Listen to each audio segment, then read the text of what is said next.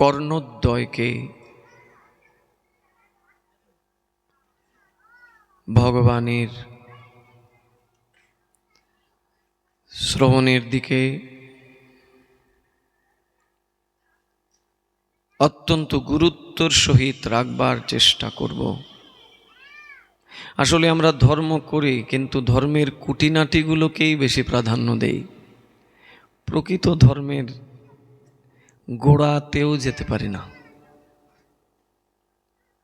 অধিকাংশ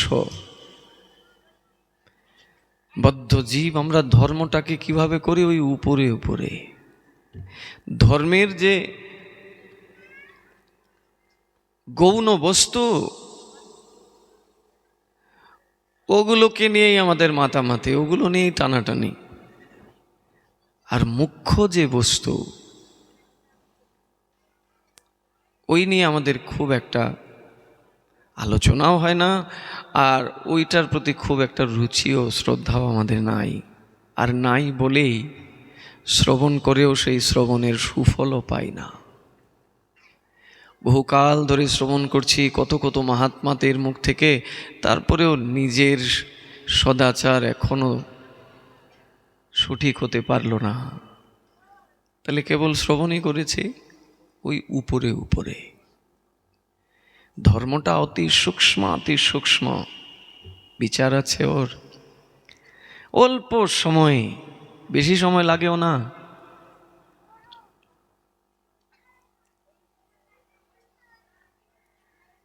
লবমাত্র সাধু সঙ্গে সর্বসিদ্ধি হয়।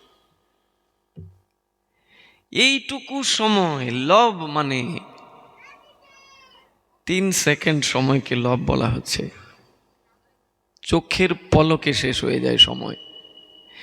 এই সময়টুকু যদি কেউ প্রকৃত সাধু সঙ্গ করেন, নিজের সব কিছু ভুলে গিয়ে, বলছেন সর্বসিদ্ধি হয়ে যাবে তার। অথচ আমরা ঘন্টার পর ঘন্টা শুনি, আসলে খুব একটা ভগবানের দিকে অগ্রসর তেমন হতে পারি না। এত শ্রবণ করি, এত শ্রবণ করি, এত শ্রবণ করি, কোথায় হারিয়ে যায় ওই বিষয়। ওই গৌণটাকে নিয়ে টানাটানি করি, মুখ্য বস্তুকে জানবারও প্রয়াস করি না, আর জানলেও তার কদর করি না। কোথাও অনুষ্ঠান হলো, ওইখানে কে কত কুলাকুলি করতে পারে, কে কত কার চরণধুলি নিতে পারে, ওই নিয়েই মাতামাতি। আর কে কত কান্না করাতে পারে, মহারাজ একটু ভালো করে কাঁদাবেন আমাদেরকে।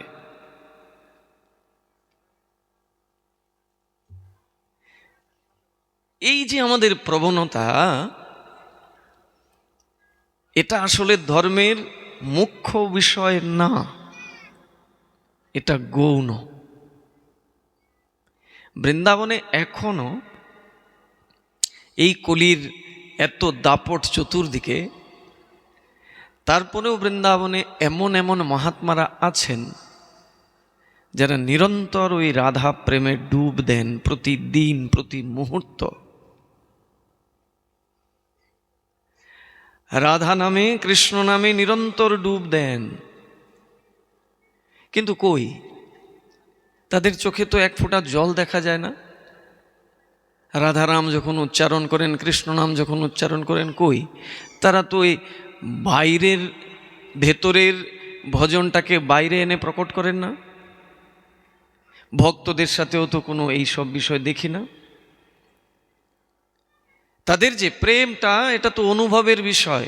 আপন ভজন কথা না কহিবে যথা তথা, আপনি আপনি সাবধান। এটা তো বাইরের লোক দেখানোর বিষয় নয় যে আমি কৃষ্ণ নাম করে কতটা কাঁদছি দেখো। কিন্তু আমাদের এ বাংলায় এগুলোর প্রচলন খুব বেশি। কীর্তনেরা এসে যে যত বেশি কাঁদাতে পারবে তার তত নাম। পাঠে বসে পাঠক মশাই যত কাঁদাতে পারবেন, নিজেও কাঁদবেন, এটার নামই সম্ভরণ করা।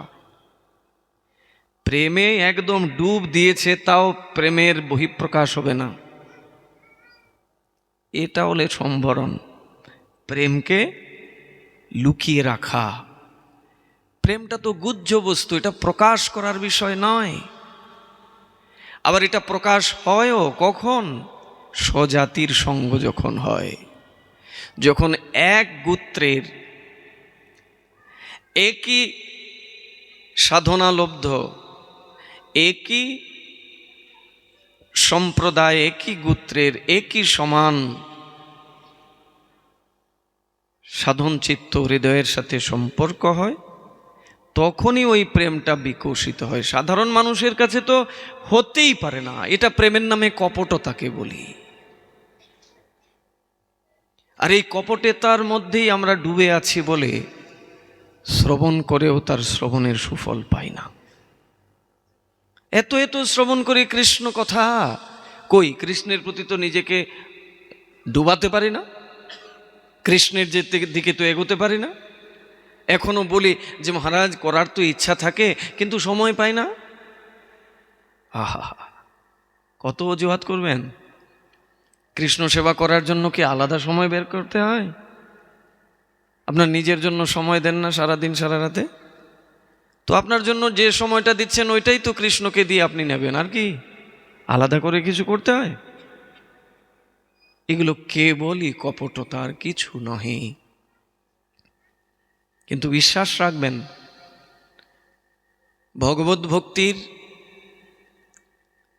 উচ্চ স্তর প্রাপ্তির প্রধান অঙ্গই হলো এই শ্রবণ। আর এই শ্রবণটা যদি সাধু মুখে হয়। শ্রীমদ্ ভাগবতের একটি বিশেষ স্কন্ধ, বিশেষ অধ্যায়, দশম স্কন্ধের 31 অধ্যায়। এই অধ্যায়ের কয়েকটি শ্লোক আছে জানেন? মাত্র 19টা শ্লোক। বলছেন এই 19টা শ্লোক যদি নিত্য কেউ পাঠ করে তাহলে সে ভগবানকে বশ করে নেবে। ভগবান তার কাছে বশীকরণ হয়ে যাবেন। আমরা যেরকম সংসারে কাউকে বশ করার জন্য কত জায়গায় যাই, টাকা পয়সা ব্যয় করি, ও আমার বশে আসতে হবে।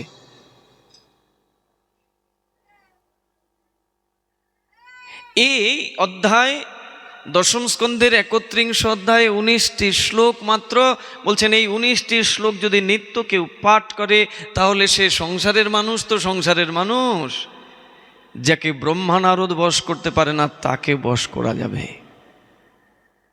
মাত্র 19টি শ্লোক সমন্বিত গোপীগণের আরতি ক্রন্দন। প্রেম কাকে বলে? যেতে হবে গোপীদের কাছে। এই জগতে প্রেম নাই।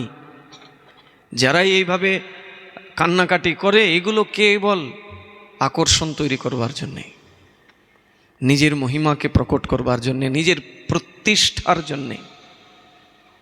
গোস্বামীগণ প্রতিষ্ঠা যেন এদের এসে তাদেরকে আক্রমণ না করে, তারা প্রতিষ্ঠা থেকে সহস্র যোজন দূরে ছিলেন। আর আজকে আমরা নিজেদেরকে প্রতিষ্ঠা করবার জন্য ব্যতিব্যস্ত হয়ে পড়েছি। ভগবানকে প্রতিষ্ঠা করার দিকে কারুর খেয়াল নেই। নিজে কিভাবে প্রতিষ্ঠিত হব, আমাকে সবাই কি করে জানবে, আমি কি করে ভাইরাল হব, এই যে প্রবণতা আমাদের, এখান থেকে আমাদেরকে বেরোতে হবে। 19টি শ্লোক সমন্বিত এই গোপীদের ক্রন্দন, কৃষ্ণকে হারিয়ে তারা কান্না করছেন।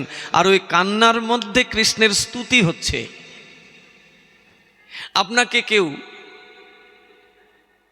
কষ্ট দিয়েছে, কারোর ব্যবহারে আপনি কষ্ট পেয়েছেন, তা সেই ব্যক্তির কি আপনি প্রশংসা করবেন লোকের কাছে, নাকি তার মন্দ গাইবেন? বলুন তো। মন্দই তো বলবেন। যেই লোকটা আমার এত বড় ক্ষতি করে দিল, আমি এর সরল ভেবে আমার আপন ভেবেছিলাম, এ তো দেখলাম আমার আপন হতেই পারলো না, উল্টো আমার ক্ষতি করে দিল। আমরা এটুকুই বলি। গোপীগণ কৃষ্ণের কাছে লাঞ্ছিত হয়েছেন। যদি লাঞ্ছিত শব্দটা প্রয়োগ করি তাহলে কৃষ্ণের মহিমাতে একটু ন্যূনতা হয়ে যাবে। লাঞ্ছিত নয়, কৃষ্ণ পরীক্ষা নিচ্ছেন ভক্তির। তার ভক্তের কাছ থেকে তো তিনি পরীক্ষা নেন, দেখি তাদের ভক্তি কতটা দৃঢ় হয়েছে আমার প্রতি। সমস্ত গোপীদেরকে নিয়ে আনন্দ উপভোগ করছিলেন, হঠাৎ করে সকলকে ছেড়ে অন্তর্ধান করলেন।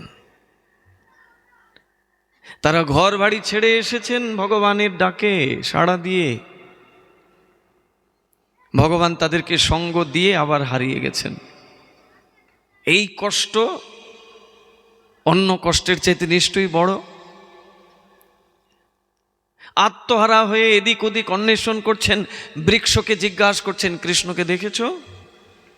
পশু পাখি লতা পাতাকে জিজ্ঞাসা করছেন, আমাদের প্রভু আমাদের প্রাণনাথকে দেখেছ কোথাও যেতে?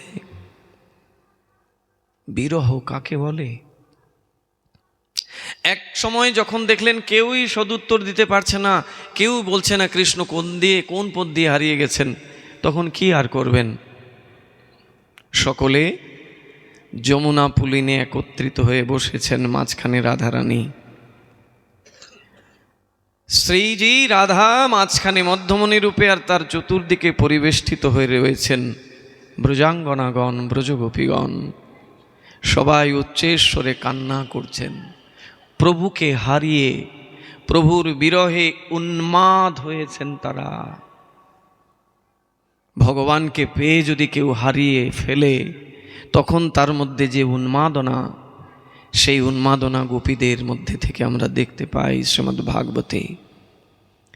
সেখানে তারা 19টি শ্লোক দিয়ে ভগবানকে তাদের বিরহ জানাচ্ছেন, তাও আবার স্তুতি করছেন, স্তুতির মাধ্যম দিয়ে, যে তুমি আমাদেরকে এত কষ্ট দিলে, তাহলে তোমার কি দরকার ছিল সেই অসুরদের হাত থেকে আমাদেরকে রক্ষা করার? সেই কালীয় নাগ বৃন্দাবনের সকলকে শেষ করে ফেলতো, সেই কালীয় নাগের বিষ থেকে আমাদেরকে কেন রক্ষা করেছিলে তুমি? তুমি যদি আমাদেরকে ছেড়েই চলে যাবে, তাহলে কেন রক্ষা করেছিলে সেদিন? সেই দিন দেবরাজ ইন্দ্র ব্রজধামকে প্রলয়ে সৃষ্টি করে ব্রজধামকে জলের নিচে নিয়ে যেতে চাইছিল। প্রভু তুমি সেদিন আমাদেরকে কেন রক্ষা করেছিলে, যদি আজকে আমাদেরকে ছেড়েই যেতে হয়? এইভাবে একের পর এক স্তুতি করছেন, বিরহ স্তুতি, বিরহ গীতি, বিরহ বন্দনা। এটা হচ্ছে ভগবানকে বশীকরণ করার মন্ত্রাবলী। প্রতিদিন যদি কেউ মনোযোগ সহকারে এই 19টি শ্লোক কীর্তন করে, তাহলে ভগবান তার কাছে বশীভূত হবেন। এটা শাস্ত্র প্রতিজ্ঞা করে বলছে, ভাগবত প্রতিশ্রুতি দিচ্ছেন। যদি কেউ গোপী গীতি, গোপীদের বিরহ গীতি দ্বারা কৃষ্ণের গুণগান কীর্তন করে প্রতিদিন, তাহলে ভগবান সেই ভক্তের হৃদয়ে অবরুদ্ধ হয়ে যান, বশীকরণ হয়ে যান। সেই গোপীগণ তাদের ওই গীতি, বিরহ গীতির 9ম সংখ্যক শ্লোকে এসে বলছেন কৃষ্ণকে, বলছেন আমরা কবে আত্মহত্যা করে নিতাম, তোমাকে ছাড়া, তোমাকে হারিয়ে এক মুহূর্ত বাস করা যে কতটা দুঃখময়, এটা তুমি জানো না প্রভু, যে তোমাকে হারিয়েছে সে জানে। আমরা এটা অনুভব করি, এবং আমরা কতবার আত্মহত্যা করব বলে প্রয়াস করেছি, চেষ্টা করেছি, কিন্তু আত্মহত্যা করতে গিয়েও আত্মহত্যা করতে পারি নাই। রাধারানী ললিতাকে, বিশাখাকে বলছেন আমায় বিষ এনে দে, বিষ খেয়ে আমি প্রাণ ত্যাগ করব। কৃষ্ণ বিরহ আর সয় না, বিষ এনেও দিয়েছেন, বিষ হাতে নিয়েও বিষ গ্রহণ করতে পারছেন না। কেন না, কৃষ্ণ বলেছে আসবে আবার।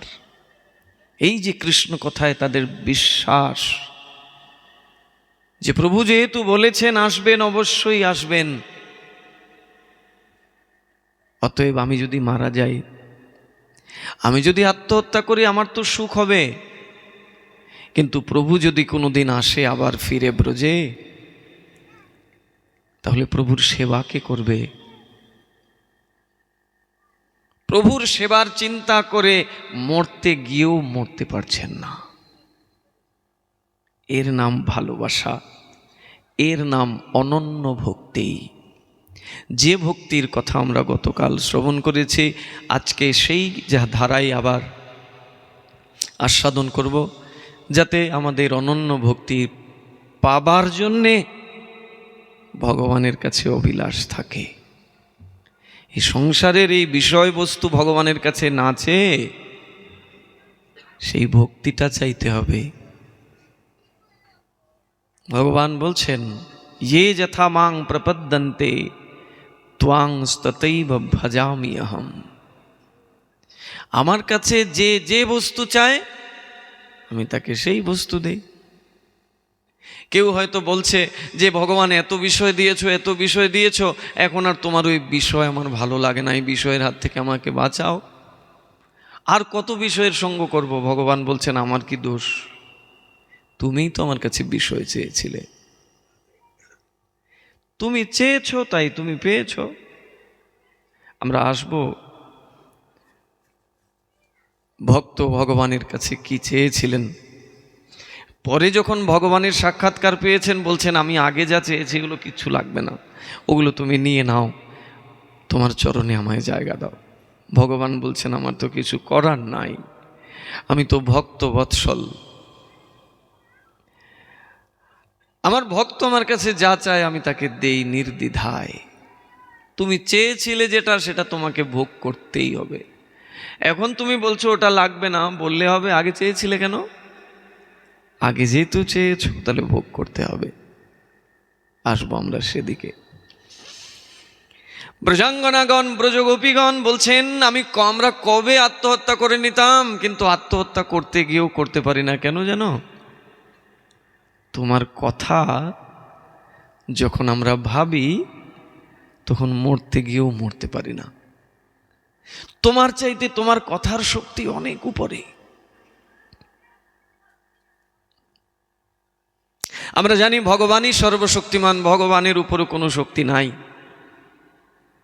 কিন্তু ভগবানের উপরেও আছেন ভগবানের নাম, ভগবানের কথা। বলে ভগবানের নাম ভগবানের চাইতে শ্রেষ্ঠ। কি প্রমাণ তার? প্রমাণ নেবেন? শুনুন মনোযোগ দিয়ে।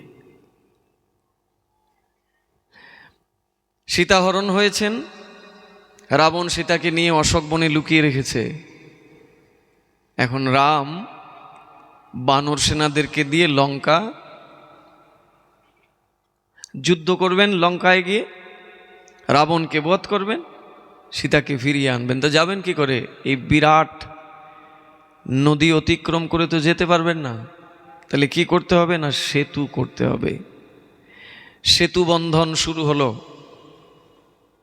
হনুমান, বানর সেনারা তারা বড় বড় পাথর নিক্ষেপ করছেন জলের মধ্যে। জলের মধ্যে ওই পাথরগুলো ভেসে উঠছে, একটার উপরে একটা, একটার উপরে একটা, একটার উপরে একটা। ভক্তবৎসল ভগবান রামের মনে কষ্ট হলো, আমার ভক্তরা এত কষ্ট করছে, তারা পাথর নিক্ষেপ করছে, আচ্ছা আমিও একটু ফেলি, আমিও একটু তাদেরকে সহায়তা করি। ভগবান রামচন্দ্র এখন মাথায় পাথর নিয়ে ওই নদীতে ফেলছেন। এখন দেখছেন রামচন্দ্র যে তিনি যে পাথরগুলো ফেলছেন ওটা জলের নিচে ডুবে যাচ্ছে, আর হনুমান আদি বানরেরা যে পাথরটা ফেলছে ওটা ভেসে যাচ্ছে। মনে বড় খটকা হলো, কি ব্যাপার? আমি যখন পাথর নিক্ষেপ করছি সেটা জলের নিচে চলে যাচ্ছে, আর এরা যখন পাথর ফেলছে পাথর ভেসে যাচ্ছে। হনুমানকে জিজ্ঞাসা করলেন, কি হলো হনুমান, তোমরা পাথর ফেললে সেটা ভেসে যায়, আর আমি পাথর ফেললে সেটা জলের নিচে চলে যায়। বলে, প্রভু যেটা তোমার কাজ নয় সেটা তুমি করতে যাবে কেন? ভৃত্যের কাজ প্রভুর সেবা করা, প্রভুর কাজ নয় ভৃত্যকে সহায়তা করা। তুমি চুপচাপ বসে থাকো, দেখো আমরা করে দিচ্ছি, বেশি সময় লাগবে না। বলছে, না না, তোমরা একা একা করবে, আমিও একটু করি না। বলে, তুমি চেষ্টা করে কি করবে? দেখো না, তুমি তো পাথর ফেলছো, চেষ্টা তো করছো, কিন্তু পাথর কি ভাসছে আদৌ? সব তো নিচে চলে যাচ্ছে। রাধে রাধে, হরে কৃষ্ণ। বাবা, ঘুমানো যাবে না, একাদশী, হরিবাসর, দিন রাত 24 ঘন্টা হরিকে নিয়ে বাস করার একটা সুযোগ। এই তিথিতে হরি নেমে আসেন গোলক থেকে ভুলোকে আপনার আমার সাথে বাস করবেন বলে। তা ভগবান এসেছেন আর আপনি ঘুমোচ্ছেন, কেমন হলো? শাস্ত্রে বলছে একাদশীতে যদি কেউ রাত্রি জাগরণ করে, একাদশী ব্রতের অর্ধেক ফল। ব্রহ্মবৈবর্ত পুরাণ, পদ্মপুরাণে এমনই ব্যাখ্যা। সাধু সঙ্গে যদি কেউ হরি প্রসঙ্গে সারা রাত জাগরণ করে, তাহলে ওই জাগরণের দ্বারা সে অনেক অনেক ফল প্রাপ্ত হয়ে যাবে। আবার অনেক আছেন যারা বলেন আমরা তো ফল চাই না। সে তো কার্যক্ষেত্রে দেখা যায় কেমন ফল কেউ চায়। চাইতে হবে কেন? এটাই তো আমাদের দুর্বুদ্ধি, এটাই আমার অজ্ঞতা। ভগবানের কাছে কি আবার চাইতে হয় নাকি? স্বয়মেব স্ফুরাত্তদা। গঙ্গার জল নিচে আনবার জন্য কি ওই খাল বিলকে প্রার্থনা করতে হয়, মা গঙ্গা একটু দাও আমাদেরকে, কৃপা করো, বলতে হয়? ওটা গঙ্গার স্বভাব, নিম্নের দিকে যাওয়া, নিচু দিকে ধাবিত হওয়া। ভগবানের কৃপাটা ঠিক তদ্রূপ। ওই গঙ্গার জলের মতো আপনা আপনি ধাবিত হতে থাকে। এবার সবাই ধারণ করতে পারে না, ওটা তার দুর্ভাগ্য। কিন্তু ভগবানের কৃপা সব সময় আমার উপরে, আপনার উপরে প্রবহমান রয়েছেন। রামচন্দ্র বলছেন আমি পাথর দিচ্ছি, ডুবে যাচ্ছে, তোমরা পাথর দিচ্ছ, ভেসে যাচ্ছে। বলে কেন ভাসছে জানো? বলে কেন বলো তো? বলে দেখো, তুমি যে পাথর ফেলতেছো ওই পাথরটা কেবলই পাথর, আর আমরা যে পাথর ফেলতেছি প্রত্যেকটা পাথরের মধ্যে রাম নাম লিখে ফেলতেছি। আমরা যে পাথরগুলো নিক্ষেপ করছি ওই পাথরের মধ্যে রাম নামটা লিখে তারপরে ফেলছি। রাম নামে পাথর ভাসে।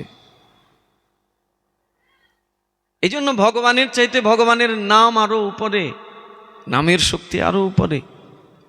যে কার্য ভগবান করতে অসমর্থ, ভগবানের নাম সেটা করে দিতে পারে। ভগবান পাথর ফেলছেন, সেই পাথর জলের নিচে চলে যাচ্ছে, অথচ সেই পাথরের মধ্যে ভগবানের নাম লিখে যখন হনুমান ফেলছেন তখন পাথর ভেসে যাচ্ছে। ঠিক তদ্রূপ ভগবানের চাইতে শ্রেষ্ঠ ভগবানের কথা, এই দিব্য ভাগবতী কথা। এরই উক্তি করছেন ব্রজগোপীগণ। ও 19টি শ্লোকের 9ম সংখ্যক শ্লোকে গিয়ে গোপীগণ বলছেন জানো জানো, তোমার শক্তি তো অসীম, তুলনা হয় না, কিন্তু তোমার শক্তির চাইতে তোমার কথার শক্তি অনেক বেশি। আমরা মরতে গিয়েও মরতে পারি না, তোমার কথা আবার আমাদেরকে প্রাণ সঞ্চার করে দেয়। 9ম সংখ্যক শ্লোকে তারা বলছেন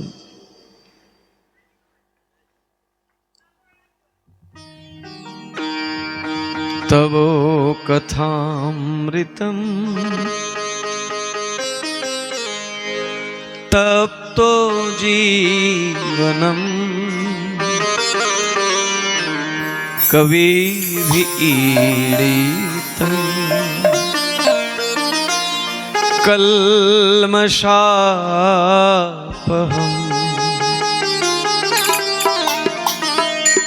শ্রবণমঙ্গলম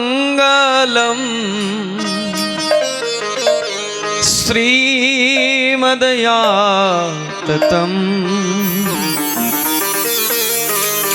ভুবি গৃহন্তি তে ভূরিদা জনা। ওই 19টি শ্লোক ভগবানের বশীকরণ করার মন্ত্রাবলীর এটি হচ্ছে 9ম সংখ্যক শ্লোক। 9 নম্বর শ্লোকে গোপীগণ বলছেন তোমার চাইতে শ্রেষ্ঠ তোমার কথা। তব কথামৃতম তপ্ত জীবনম কবিভিঈড়িতম কল্মষাপহম শ্রবণ মঙ্গলম শ্রীমদাততম ভুবি গৃহন্তি তে ভূরিদা জনা। তব কথামৃতম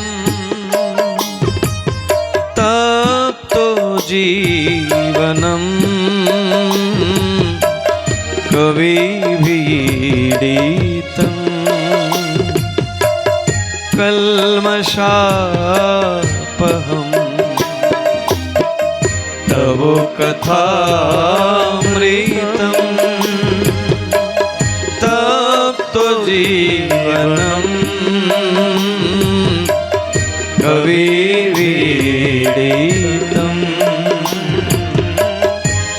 कल्मषापहम् श्रवणमङ्गलम् श्रीमदाततम् श्रवणमङ्गलम् श्रीमदाततम् भुवि गृह्णन्ति ते भूरिदा जना भुवि गृह्णन्ति ते भूरिदा जना भूरिदा जना भूरिदा जना।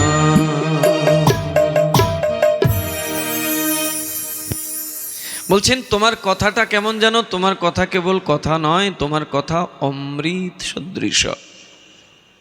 আর এই অমৃতটা কেমন অমৃত জানো? স্বর্গের অমৃতের চাইতে অনেক উপরে। স্বর্গের অমৃত তো স্বর্গের অমৃত, মোক্ষামৃতের চাইতেও তোমার কথারূপ অমৃত আরো উপরে।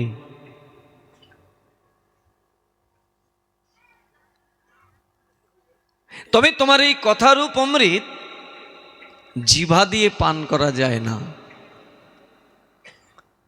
হে প্রভু, তোমার ওই কথারূপ অমৃত জিহ্বার দ্বারা আস্বাদন করা যায় না, এটা পান করতে হয় কর্ণের দ্বারা। সাধুগণ তোমার অমৃত বিতরণ করেন, তোমার ওই কথারূপ অমৃত সাধুগণের মুখ থেকে প্রকাশ পায়, বিতরণ হয়, আর ভক্তগণ তাদের কর্ণের দ্বারা সেই অমৃতকে পান করেন। যিনি যত বেশি পান করেন তার হৃদয় ততটা স্বচ্ছ হয়, তার হৃদয় ততটা পবিত্র হয়, তার হৃদয় তত তাড়াতাড়ি কলমশ থেকে মুক্তি হয়। ওই যে বলছেন তব কথামৃতম তপ্ত জীবনম কবিবীড়িতম কলমশাপহম। কবিবীড়িতম মানে কবিগণ কর্তৃক, সাধুগণ কর্তৃক যখন তোমার ওই কথা প্রবাহিত হয় সংসারে, তখন ওই কথা সংসারকে প্লাবিত করে দেয়, সংসারকে পবিত্র করে দেয়। গঙ্গায় স্নান করলে কি হয়? গঙ্গায় স্নান করলে পবিত্র হয়, কিন্তু ওই পবিত্রটাও বেশিক্ষণ স্থায়ী হয় না। গঙ্গায় ডুব দেই, স্নান করি, পবিত্র হই, আবার যখন পাপ করি আবার পবিত্রতা নষ্ট হয়ে যায়, আমি আবার পবিত্র হয়ে যাই। বলছেন তোমার কথারূপ অমৃত কি করে জানো? ও গঙ্গার মতো কেবল পবিত্র করেই ছেড়ে দেয় না, গঙ্গার জলের মতো কেবল পবিত্র করে পাপ থেকে মুক্ত করে দেয় তা নয়। তোমার কথারূপ অমৃত জীবকে পাপ থেকে তো মুক্ত করেই করে পাপ করবার বাসনাটাও নষ্ট করিয়ে দেয়। বাঁশঝাড়ে খুব আগুন লেগেছে, দাবানল, পুরো বাঁশ ঝাড় একদম পুড়িয়ে ছারখার করে দিয়েছে, একটা পাতাও নেই, কিচ্ছু নেই, সব পুড়িয়ে ছারখার করে দিয়েছে। খেয়াল করে দেখবেন, আবার যখন বর্ষা আসবে, যখন বৃষ্টি পড়বে, ওই বাঁশের গোড়া থেকে আবার নতুন নতুন পাতা গজাতে শুরু করবে। এটা হলো ওই পাপ বীজ। পাপ বীজ সবার হৃদয়ে বসে আছে। গঙ্গায় স্নান করলে পাপ দূরীভূত হয়, পবিত্র হয়, কিন্তু বীজটা তো রয়েছে ভেতরে। ওই বাঁশটা উপর থেকে পুড়ে গেছে বটে, কিন্তু নিচে তার শরীর প্রাণ এখনো আছে। তাই যখনই জলটা পেয়েছে আবার ওখান থেকে বাঁশটা আগের মতো স্বভাব ফিরে পেয়েছে। আমাদের হৃদয়ের মধ্যে ওই পাপ বীজটা বসে আছে। ওটাকে যতক্ষণ না আপনি সমূলে না উঠাবেন, ওই বাঁশ ঝাড়টাকে যদি একদম নিচে থেকে উঠিয়ে নেন, তাহলে বৃষ্টি না বৃষ্টি, মহাবৃষ্টি হোক, আর ওখানে বাস হবে না। ওটা জড় থেকে উঠিয়ে দিয়েছেন তো। ঠিক তদ্রূপ হৃদয় থেকে যেদিন পাপরূপ বীজটাকে উঠিয়ে দেবেন, আর পাপ করবার বাসনা ইচ্ছা কোনো দিনও মনে জাগ্রত হবে না। গোপীগণ বলছেন, তোমার কথার এমনই শক্তি।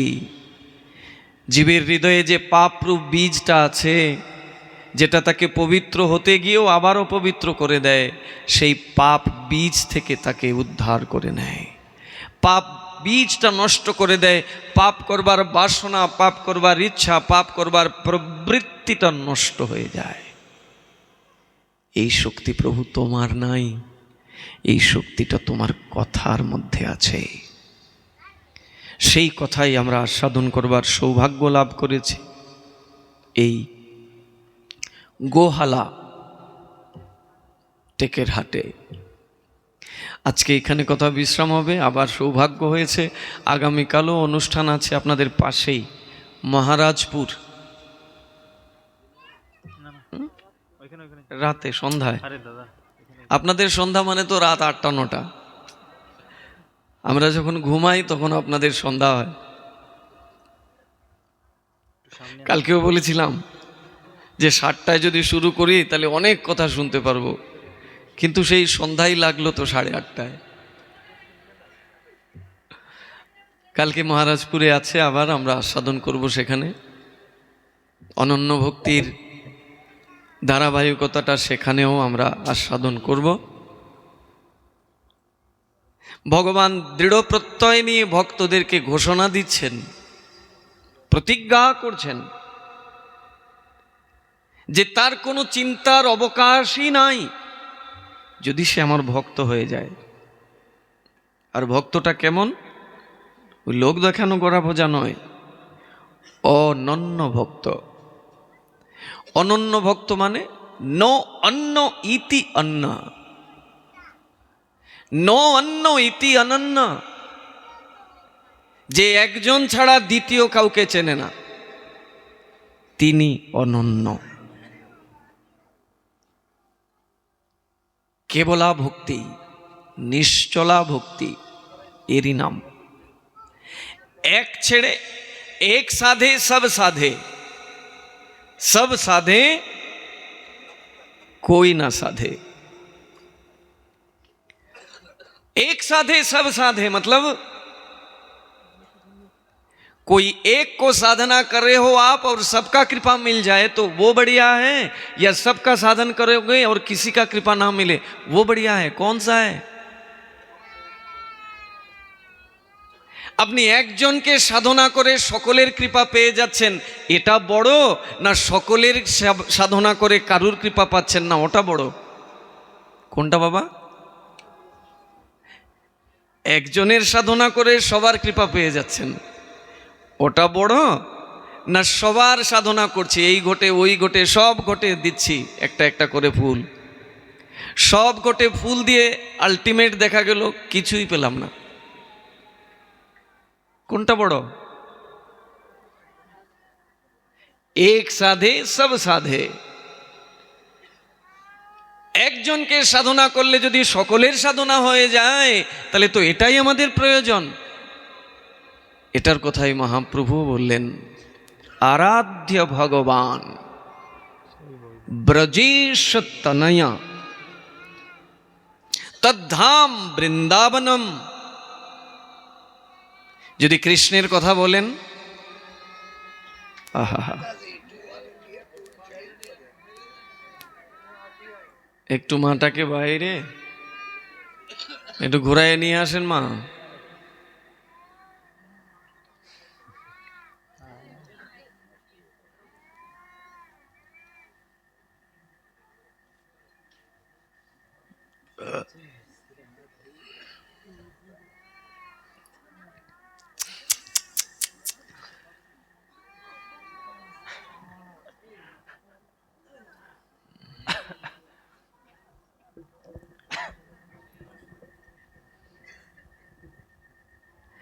এক সাধে সব সাধে।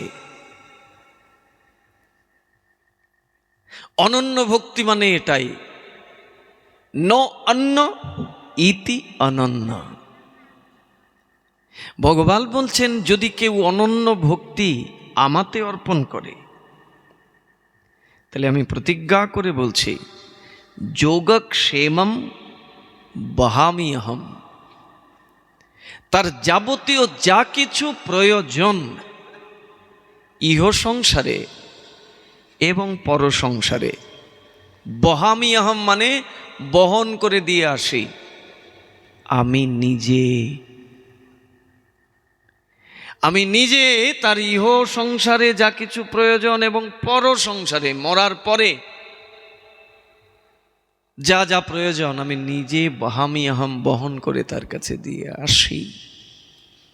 সেই অনন্য ভক্তির কথা বলতে গিয়ে আমরা কালকে শুনেছি কিঞ্চিত হরিদাস ঠাকুরের মাহাত্ম্য, শুনেছি প্রহ্লাদের ভক্তি, শুনেছি মীরাবাইয়ের ভক্তি। অনন্য ভক্তির দৃষ্টান্ত তারা। তাদের এই অনন্য ভক্তি থেকে সরানোর জন্যে তাদের স্বজনেরা চেষ্টা করছেন, বাইরের লোক না, নিজের লোক, নিজের স্বামী গিরিধারী থেকে সরানোর জন্য মীরাবাইকে প্রচুর প্রয়াস করেছেন। মেরে তো গিরধার লাল দুসরো না কই। তিনি একটাই জানেন, আমার তো গিরিধারী, আর দ্বিতীয় কেউ নাই। পারলেন না। প্রহ্লাদের পিতা প্রহ্লাদকে বিষ্ণুর চরণ থেকে সরাবেন বলে মৃত্যুদণ্ড পর্যন্ত দিলেন, তাও পারলেন না। হরিদাস ঠাকুর হরিনাম করে বলে তারে 22টি বাজারে বেত্রাঘাত করে রক্ত ঝরিয়েছে, হরিনাম যেন বদনে উচ্চারণ না করে। হরিদাস বলছেন যে আমার প্রাণও যদি চলে যায়, খণ্ড খণ্ড হয় দেহ, যদি যায় প্রাণ, তথাপি বদনে না ছাড়ি হরিনাম। আমার দেহ যদি খণ্ড খণ্ড হয়ে প্রাণও বেরিয়ে যায়, হরিনাম ছাড়ব না। এটা হচ্ছে অনন্য ভক্তি। নো অন্য ইতি অনন্য। সেই প্রসঙ্গে আমরা শুনেছিলাম যে তাহলে আমাদের ভক্তিটাকে আসলেই ভগবানের প্রতি নিশ্চলা ভক্তি হয়েছে, নিজেরাই নিজেকে জিজ্ঞাসা করতে হবে।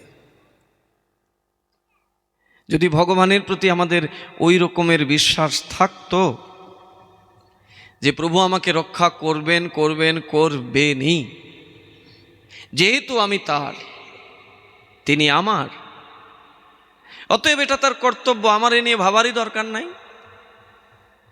আমি আমার এই মস্তকটা যেদিন গুরুদেবের চরণে সমর্পণ করেছি, সেদিনই তো আমি ভগবানের হয়ে গেছি, সেদিনই তো ভগবান আমাকে স্বীকার করেছেন। তো ভগবান যদি আমায় স্বীকার করেছেন, তাহলে আমাকে নিয়ে আমার ভাববার অবকাশ কোথায়? কেন আমি নিজেকে নিয়ে ভাবব? দীক্ষাকালে শিষ্য করে আত্মসমর্পণ, দীক্ষাটা কি? দীক্ষাকালে শিষ্য করে আত্মসমর্পণ। কার কাছে? গুরুর কাছে আত্মসমর্পণ করে। আগে আগে যা করেছি গুরুদেব, আজকে আত্মসমর্পণ করলাম তোমার কাছে, আর কোনো দিন করব না। মাথা ফাটিয়ে দিয়েছে মাথায় নিত্যানন্দের।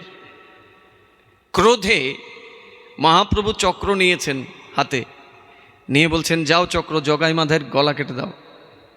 আমার নিত্যানন্দের মাথাকে ফাটিয়েছে, এত বড় দুঃসাহস এদের। সঙ্গে সঙ্গে নিত্যানন্দ প্রভু এসে বলছেন, প্রভু তোমার ক্রোধ মানায় না,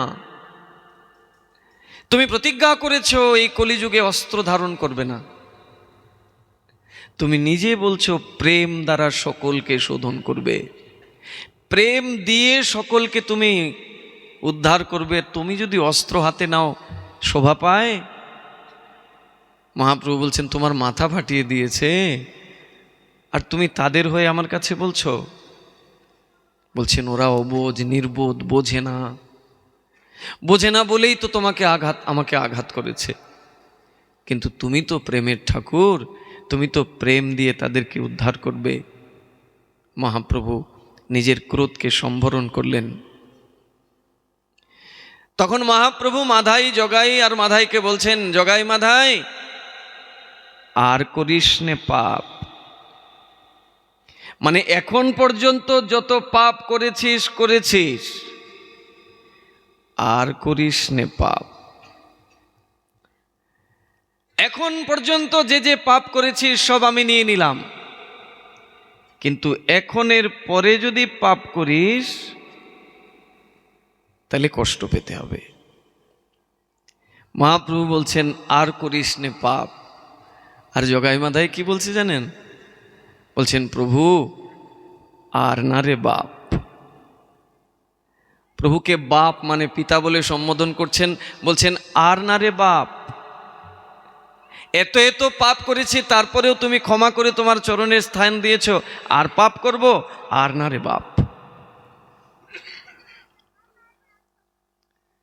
তো দীক্ষাকালে শিষ্য করে আত্মসমর্পণ মানে এ যাবৎ যা কিছু করেছি আমি আজকে গুরুদেবের কাছে স্বীকার করেছি, তার চরণে পতিত হয়েছি। আজকের পর থেকে আর কোনো পাপ কার্যে যুক্ত থাকব না। আজকে থেকে আমি তোমার হয়েছি। আত্মসমর্পণ করা মানে কি? নিজেকে দিয়ে দেওয়া। কার কাছে দিয়ে দেওয়া? গুরুদেবকে। পরোক্ষ রূপে ভগবানকেই দিচ্ছি, কিন্তু আমার ওই জড় দৃষ্টিতে তো আমি ভগবানকে পাই না কাছে। ভগবানেরই একটি প্রকাশ মূর্তি গুরু আছেন আমার কাছে, আসেন, তার কাছে আমি নিজেকে অর্পণ করেছি। এর নাম আত্মসমর্পণ।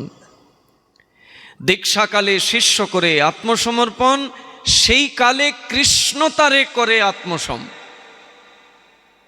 যখনই আপনি গুরুচরণে নিজেকে আত্মসমর্পণ করলেন, নিজেকে দিয়ে দিলেন, সঙ্গে সঙ্গে কৃষ্ণ আপনাকে নিয়ে নিলেন।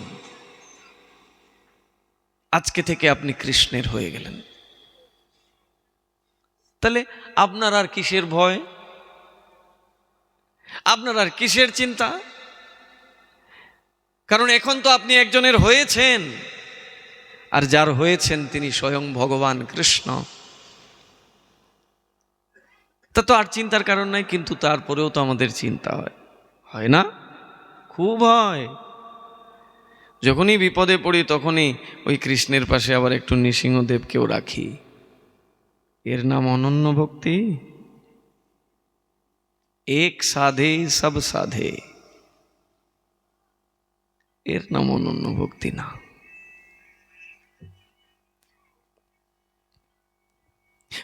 বলে এখন খুব অর্থের সংকট দেখা দিয়েছে, ব্যবসাটা একদম তলানিতে চলে যাচ্ছে, আবার ব্যবসাটাকে দাঁড় করাতে হবে। আচ্ছা, এখন জগন্নাথকে একটু বসাই, কারণ জগন্নাথ ঐশ্বর্যের ঠাকুর। জগন্নাথকে বসালে তো টাকা আসে, জগন্নাথকে বসাই। কি? এর নাম অনন্য ভক্তি? সুবিধাবাদী ভক্তি এটা। এ কখনো অনন্য ভক্তি হতে পারে না। এই জন্য তো মহাপ্রভুর ভক্তদের চরিত্র আস্বাদন করতে হবে। অনন্য ভক্তির শিক্ষা দাদা দিয়েছেন, অনন্য ভক্তির শিক্ষা দিয়েছেন ভাগবতী কৃষ্ণ ভক্তগণ। কৃষ্ণ ব্যতিরিক্ত অন্য কোনো চিন্তাই নেই তাদের।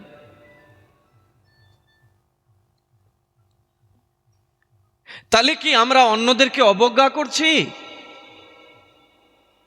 আপনারা বলতেই পারেন, তাহলে আমরা অন্যদেরকে অবজ্ঞা করছি? না, প্রশ্নই ওঠে না অবজ্ঞা করার। উপাস্য একজন হবেন, বাকি প্রণম্য সকলে। সবাই আমার প্রণাম, আমি সবাইকে প্রণাম করব, তারা সবাই আমার প্রণম্য। কিন্তু উপাস্য একেলা ঈশ্বর কৃষ্ণ, আর সবে ভৃত্য। যারে জইছে না চায় সে তৈছে করে নৃত্য। উপাস্য তো একজন হবে। উপাস্য কখনো বহুবচন তো হতেই পারে না, দ্বিবচনও হতে পারে না। কিন্তু আমরা সুবিধাবাদী জনার্দন, আমরা কি করি, যখন যার দরকার তখন তারে পুজি। সোমবারে শিব, মঙ্গলবারে হনুমান, ওই এক এক দিনে এক একজনকে বেছে নিয়েছি। এ কখনোই অনন্য ভক্তি হতে পারে না। গৌড়ীয় আচার্য তিলক, ব্রহ্মমাদ্য গৌড়ীয় সম্প্রদায়ের যিনি আচার্যদেব বলদেব বিদ্যাভূষণ প্রভু, যিনি ভক্তির সংরক্ষক। চারটা সম্প্রদায় আছে না, ব্রহ্ম, রুদ্র, সনক, কি বিষ্ণুর স্বামী, ব্রহ্ম, রুদ্র, সনক, নিম্বার্ক, এই চারটি শুদ্ধ সম্প্রদায়। এই চারটি শুদ্ধ সম্প্রদায়ের যে ব্রহ্মমাদ্য গৌড়ীয় সম্প্রদায়, এর সংরক্ষণ হচ্ছেন বলদেব বিদ্যাভূষণ পাদ। বলদেব বিদ্যাভূষণ পাদ কি বলছেন? তিনি বলছেন, হরিরেব সর্বারাধ্য, হরিরেব সর্বারাধ্য সর্বদেব সরেশ্বর, হরিরেব সর্বারাধ্য সর্বদেব সরেশ্বর, ইতর ব্রহ্মদেবাদ্যা ন অবজ্ঞা কদাচন। ইতর ব্রহ্মদেবাদ্যা না অবজ্ঞা কদাচন। কদাচন মানে কখনো না, কি না, অবজ্ঞা করা যাবে না। কাকে অবজ্ঞা করা যাবে না? নো ব্রহ্মদেবাদ্যা, সেই ব্রহ্ম মানে ভগবানের যে আধিকারিক দেবতাগণ, তাদেরকে অবজ্ঞা করা যাবে না। কিন্তু উপাস্য তারা হবেন না। হরিরেব সর্বারাধ্য, হরিরেব সর্বারাধ্য সর্বদেবেশ্বরেশ্বর, সমস্ত দেবতাদের ঈশ্বরের ঈশ্বর কে? হরি। হরি সকলের আরাধ্য। ইতরে ব্রহ্মদেবাদ্যা ন অবজ্ঞা কদাচন, কিন্তু দেবতাদের অবজ্ঞাও করা যাবে না, তারা সবাই প্রণম্য। নিশ্চলা ভক্তি, কেবলা ভক্তি, অনন্য ভক্তি।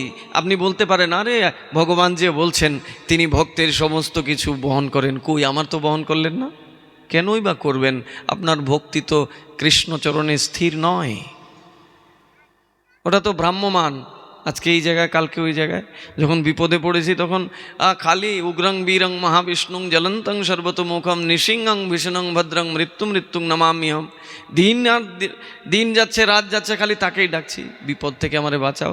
তার মানে কি? বিশ্বাসে স্থিরতা নাই। কৃষ্ণ আমাকে রক্ষা করবেন, তিনি সামর্থ্য পুরুষ, এই বিশ্বাস আমার নাই। নাই বলেই তো আরেকজনকে পূজন করছি। আপনি বলবেন কেন, তিনি তো কৃষ্ণেরই অবতার। হোক না অবতার, অবতার আর অবতারই কি এক হতে পারে কখনো? কৃষ্ণ হচ্ছেন 16 কলা সম্পন্ন 64 গুণের অধিকারী, এখানে আর কেউ পৌঁছাতে পারে না। নারায়ণও ওই জায়গায় নাই। গুণের বিচার যদি করেন তাহলে শাস্ত্রে কি বলছে? নারায়ণের 60টি গুণ, ভগবান রামচন্দ্রের 62.5টা গুণ, 64 কলা সম্পন্ন 64 গুণ সম্পন্ন একমাত্র কৃষ্ণ।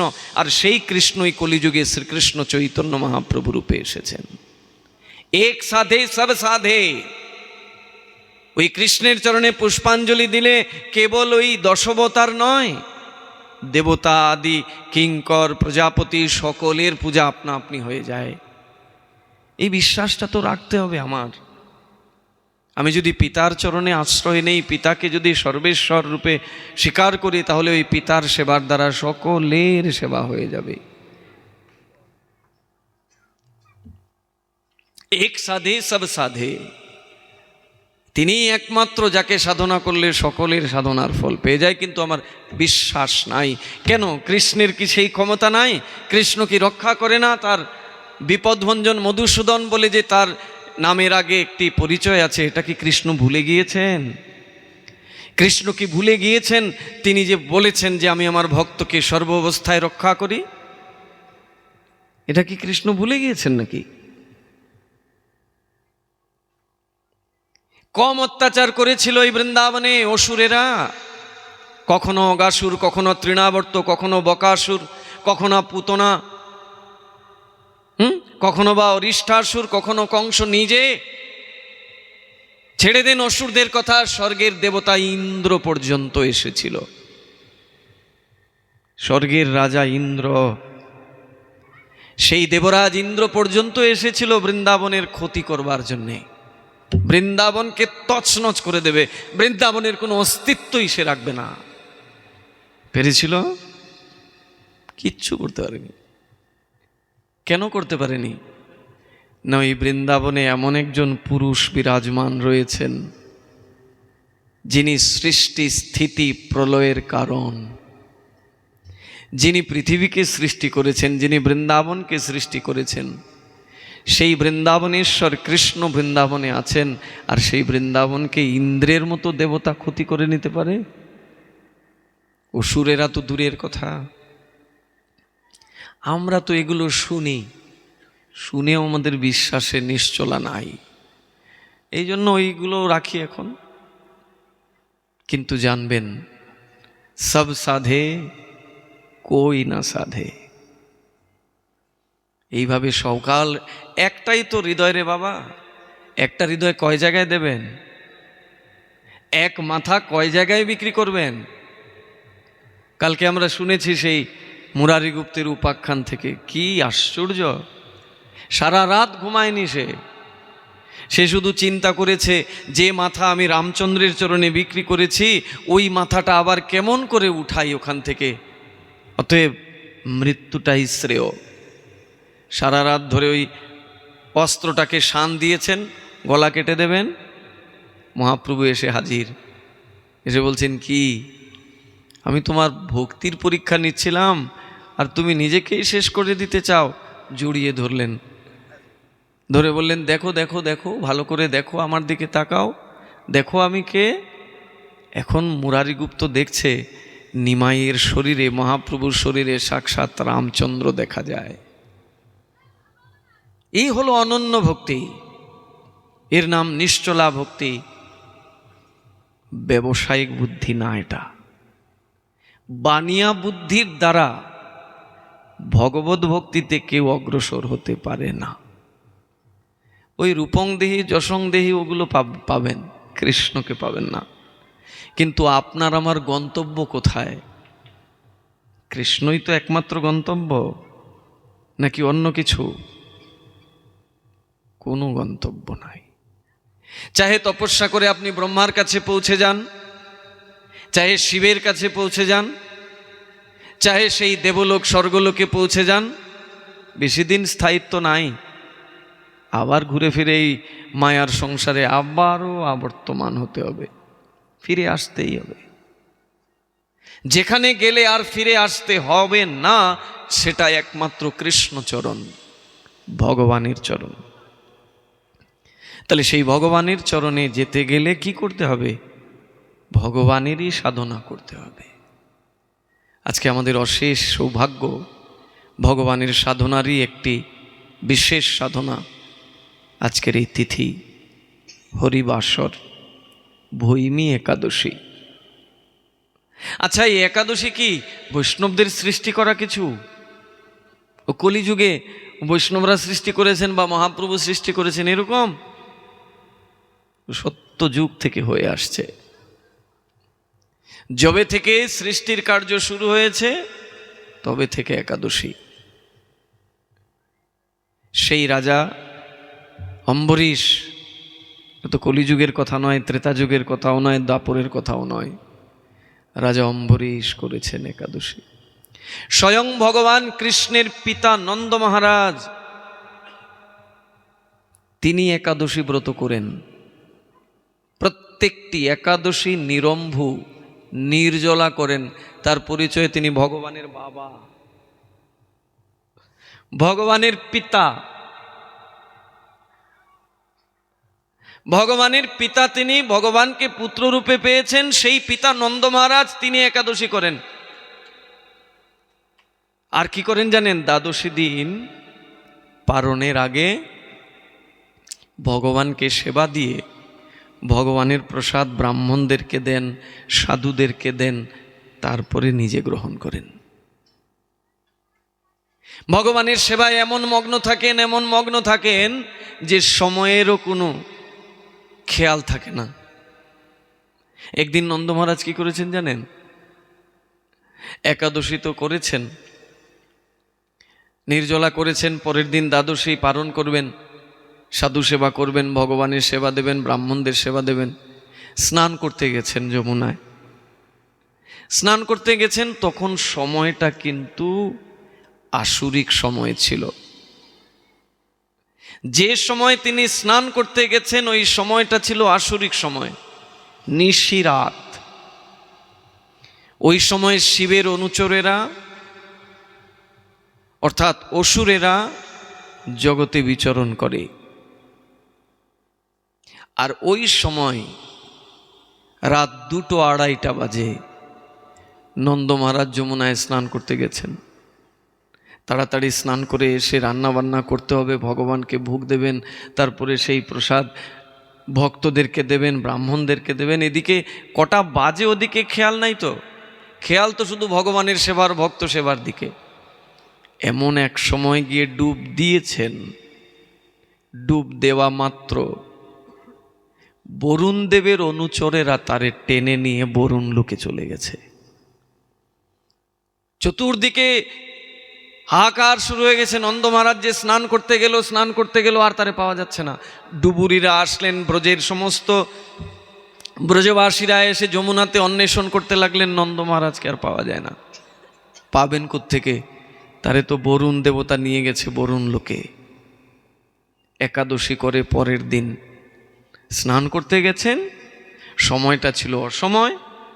যে সময় বরুণের অনুচরেরা ঘোরাফেরা করে ওই সময় স্নান করতে গেছেন, আর নিয়ে গেছে বরুণ লোকে বরুণের অনুচরেরা। খুঁজতে খুঁজতে খুঁজতে খুঁজতে না পেয়ে এদিকে কৃষ্ণ তো ঘুমাচ্ছে। মা যশোদা গিয়ে বলছেন, উঠ উঠ উঠ, তোর বাবাকে কোথাও খুঁজে পাওয়া যাচ্ছে না, তোর বাবা যে কোথায় হারিয়ে গেলেন, স্নান করতে গেছিলেন আর তার খবর নেই। গোপাল চোখ কুচে কুচে উঠেছে, বেচারা এত সুন্দর ঘুমাচ্ছিল, মাটা ঘুমটা ভাঙিয়ে দিলেন। সত্যিই পাওয়া যাচ্ছে না তো মা? চিন্তা করুন, আমি এক্ষুনি নিয়ে আসব। সে তো জানে তার বাবারে কোথায় নিয়ে গেছে। সে ঠিক ডুব দিয়ে একদম সোজা বরুণ লোকে গিয়ে হাজির। সব ব্যবস্থা আগে থেকে বরুণ দেব করে রেখেছেন। কি ব্যবস্থা? আরতির ব্যবস্থা, পাদ সম্ভাষণ করবেন, পঞ্চামৃত তৈরি করে রেখেছেন। জানেন আজকে প্রভু আসবেন আমার কাছে, প্রভু তার পিতাকে অন্বেষণ করতে করতে আমার কাছে আসবেন, তো প্রভুর সেবা করার সৌভাগ্য লাভ করব আমি। তাই আগেই পাদ্য অর্ঘ্য সব কিছু তৈরি করে রেখেছেন, আরতির সামগ্রী আদি। ঠিক কৃষ্ণ এসে হাজির হয়েছেন। কৃষ্ণকে দেখা মাত্র বরুণ দেবতা সাষ্টাঙ্গে প্রণাম করছে, বলছে, প্রণাম করছো? তোমার এত বড় স্পর্ধা, তুমি আমার বাবাকে নিয়ে এসেছো তোমার কাছে? বলে, প্রভু আমার স্পর্ধা নয়, সবারই তো ইচ্ছা করে তোমার সেবা করা, আমি তো সুযোগ পাই না, আমি তো সেবা করার সুযোগ পাই না তোমার। আর আমি তো তোমার চরণে অপরাধও করেছি। দেবরাজ ইন্দ্র আমাকে পাঠিয়েছিলেন ব্রজধামে বৃষ্টি দিয়ে সমস্ত ব্রজধামকে তছনছ করে দিতে। সেদিন আমি ইন্দ্রের কথা শুনে বৃন্দাবনকে অনিষ্ট করবার প্রয়াস করেছি, অপরাধ তো করেইছি প্রভু। তা সেই অপরাধ থেকে কি করে মুক্ত হব? আমি তো তোমার কাছে যেতে পারি না ভয়ে। আজকে একটি সুযোগ হয়েছে, তোমার পিতা স্নান করতে এসেছেন, আর তখন আমার অনুচরেরা ছিল এই যমুনার মধ্যে, তারা টেনে নিয়ে এসেছে তোমার বাবাকে। আর যে তোমার পিতৃদেব আমার কাছে এসেছেন, আমার মনে বড় আনন্দ যে তুমি এখন অবশ্যই আসবে। এই জন্য দেখো আমি সব কিছু তৈরি করে রেখেছি। প্রভু তুমি আমায় ক্ষমা করো, আমারও তো ইচ্ছা তোমার সেবা করি। তাই তোমার সেবা তো এইভাবে হবে না, তোমার ভক্ত যদি আগে এসেছেন আমার কাছে, অতএব তোমার ভক্তকে উদ্ধার করতে তুমি আসবে, তাই আমিও সেবার সুযোগ পাব। কেমন ভক্তি দেখুন। এক বেচারা বাজার থেকে গরু কিনেছে, গাভী নিয়ে যাবে বাড়িতে, পালবে। এখন টেনে হিচড়ে চেষ্টা করছে গরুটাকে নিয়ে যাবে, নিতেই পারে না। এক পায়ে এগোয় তো গরুটা ওই পেছন দিকে বাচ্চাটার দিকে তাকায়, নিতেই পারছে না। হঠাৎ করে একটা লোক এসে বলছে, এইভাবে কি নিতে পারবে তুমি? সারাদিন প্রয়াস করলেও নিতে পারবে না। তুমি এক কাজ করো। বলে কি? বলে এই বাছুরিটাকে কোলে নাও, ওই যে গাভীর বাছুরিটা আছে ওইটারে কোলে নাও, দেখো গাইটারে আর টানতে হবে না, ও আপনা আপনি ছুটবে। এখন ওই বাছুরিটারে যেই কুলে নিয়েছেন না, এখন আর বাছুরির মাকে টানতে হয় না, বাছুরির মা লেজ উঠিয়ে এমনি এমনি পেছনে পেছনে পেছনে পেছনে একদম বাড়িতে। তাই প্রভু তোমার ভক্তকে এনেছে আমার অনুচরেরা, তো তোমার ভক্তকে যেহেতু আমার অনুচরেরা নিয়ে এসেছে, এবার তুমি আসবে, এতে তো কোনো সন্দেহ নাই। তোমার ভক্তকে যেহেতু পেয়েছি, অতএব তোমাকে পাবো, এটা নিশ্চয় ছিল আমার, আর তাই তো তুমি এসেছো আমার কাছে। এমনভাবে বরুণ দেবতা কৃষ্ণের স্তুতি বন্দনা শুরু করলেন। বরুণ দেবতার স্তুতিতে কৃষ্ণ আনন্দিত, সন্তুষ্ট হয়ে গেলেন। সেবা টেবা নিয়ে এবার বলছেন, ঠিক আছে তুমি তো সেবা করলে, এবার আমার বাবাকে ফিরিয়ে দাও। বলেন, এই নাও তোমার পিতা। বরুণ দেবতা দিয়ে দিলেন নন্দ মহারাজকে ফিরিয়ে কৃষ্ণের কাছে।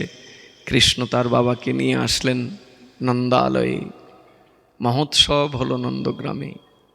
তাহলে এই একাদশী কিন্তু আজকের এই কলিযুগে শুরু হয়েছে তা নয়, এটা সত্য ত্রেতা দাপর থেকে হয়ে আসছে। যবে থেকে ধর্মের সৃষ্টি তবে থেকে এইগুলো। আর সেই মহান একাদশী তিথি আজকেই ভৈমী একাদশী। এই যে কয়েকটা দিন যাচ্ছে মায়ের বিশেষ পূজা, বসন্ত পঞ্চমী থেকে শুরু হয়েছে, দেখুন একের পর এক ভালো ভালো তিথি। পঞ্চমী শেষ হলো, তার একদিন পরেই অদ্বৈত প্রভুর জন্ম, অদ্বৈত প্রভুর আবির্ভাব, অদ্বৈত সপ্তমী গেল। অদ্বৈত সপ্তমী, আজকে ভৈমী একাদশী। কাল বাদ দিয়ে পরশু আবার নিত্যানন্দ প্রভুর আবির্ভাব, নিত্যানন্দ ত্রয়োদশী। আবার নিত্যানন্দ ত্রয়োদশী শেষ হবে, একদিন পরে আবার মাঘী পূর্ণিমা, নরোত্তম ঠাকুরের আবির্ভাব। একের পর এক সব ভালো ভালো তিথি। আপনারা ভালো তো, এই জন্য ভালো তিথিগুলোকে আপনারা নিয়েছেন, যে এই তিথিগুলোতে ভগবানের কথা আস্বাদন করব। আপনাদের ভক্তির বলিহারি যাই, কিন্তু এই ভক্তিটাকে ভক্তবৃন্দ একটা জায়গায় আনতে হবে। উপাস্য একজন, দ্বিতীয় নহেন, বাকি সব প্রণম্য। এটাই মহাপ্রভু বলছেন, আরাধ্য ভগবান ব্রজেশতনয়। অনেকেই ঘুমিয়ে যাচ্ছেন, কি করা যাবে? ঘুম ভাঙানির একটা ওষুধ আছে, গান। কোনটা বাবা? হরি বলবো মদন মোহন। কালকে যারা আসেননি তারা পান নাই, কালকে হয়েছে। এটা ছোট্ট হিন্দি ভজন, পরে আবার বাংলা করবার। হ্যাঁ শুনুন, অনেক সুন্দর পদ, অনেক সুন্দর। এই সংসারের বৈচিত্র্যটা এই ভজনের মধ্যে তুলে ধরেছেন এক ব্রজবাসী, এক বৃন্দাবনের রসিক ভক্ত। এই ভজনের মধ্যে একদম ঢেলে দিয়েছেন সংসারের চরিত্র, সংসারের চিত্র। দেখুন,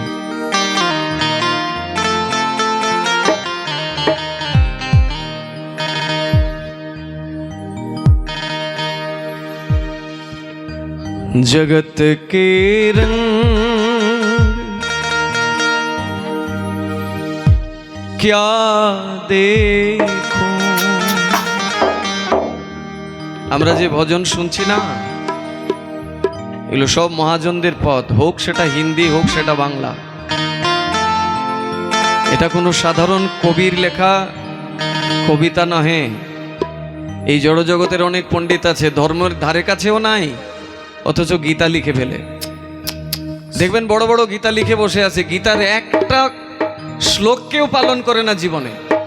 সাংসারিক একটু বিদ্যা আছে, বড় একটা গীতা লিখে দিয়েছে আর প্রচার করে বেড়ায় আমি গীতা লিখেছি, জানেন তো, বিরাট কিছু করে ফেলেছে, অথচ গীতার কিচ্ছু সে পালন করে না। এই বিদ্যার কোনো লাভ আছে এই পাণ্ডিত্যের? এই জন্য এই পাণ্ডিত্যের দ্বারা জগতেরও কোনো মঙ্গল হয় না। মহাজনদের পদ যদি কেউ মনোযোগ দিয়ে আস্বাদন করে, তাহলে ওই পদ শ্রবণের দ্বারাই তার সব কিছু হয়ে যাবে। কৃষ্ণের রসিক ভক্ত ব্রজবাসী তিনি এই পদটাকে বলছেন। সংসারটা কি, সংসারে কেমন বৈচিত্র্য লুকিয়ে আছে, এই সংসার যে কেবলই মরীচিকার পেছনে সবাই ছুটছি, এটাই বিস্তার করছেন। দেখুন কি বলছেন। जगत के रंग क्या देखूं, तेरा दीदार काफी है। जगत के रंग क्या देखूं, तेरा दीदार काफी है। क्यों भटको गैरों के दर पे, तेरा दरबार काफी है। क्यों भटको गैरों के दर पे, तेरा दरबार कृपा करो। काफी है। এই সংসারের সবাই যেরকম আমার রূপ আমাকে আকৃষ্ট করে সবার রূপের দিকে, তোমার ওই দিব্য রূপকে দেখবার জন্য যেন আমার আকর্ষণ জন্মায়। জগত কে রঙ্গ क्या देखूं, तेरा दीदार काफी है। तेरा दीदार काफी है, तेरा दीदार काफी है। तेरा दीदार काफी है। जगत के रंग क्या देखूं, तेरा दीदार काफी है। जगत के रंग क्या देखूं, तेरा दीदार काफी है।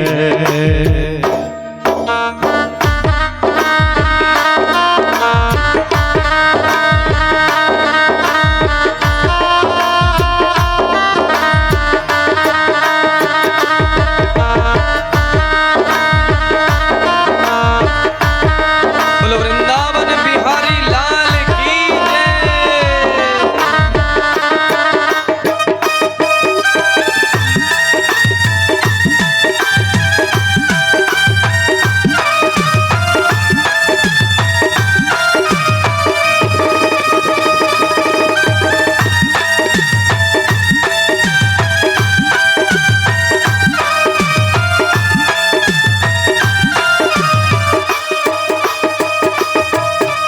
नहीं चाहिए ये दुनिया के निराले रंग ढंग मुझको। नहीं चाहिए ये दुनिया के निराले रंग ढंग मुझको। কি বলছেন দেখছেন? नहीं चाहिए ये दुनिया के निराले रंग ढंग मुझको। এই যে সংসারের রং ঢং, এগুলো দেখে আমি তোমার কাছ থেকে অনেক দূরে সরে এসেছি। আর কত এগুলোর মধ্যে পড়ে থাকবো? এবার তোমার বৃন্দাবনে আমায় জায়গা দাও। কি বলছেন? नहीं चाहिए ये दुनिया के निराले रंग ढंग मुझको, नहीं चाहिए ये दुनिया के निराले रंग ढंग मुझको, निराले रंग ढंग मुझको। चले जाऊं मैं वृंदावन, चले जाऊं मैं वृंदावन, तेरा श्रृंगार काफी है। चले जाऊं मैं वृंदावन, तेरा श्रृंगार काफी है। जगत के रंग क्या देखूं, तेरा दीदार काफी है।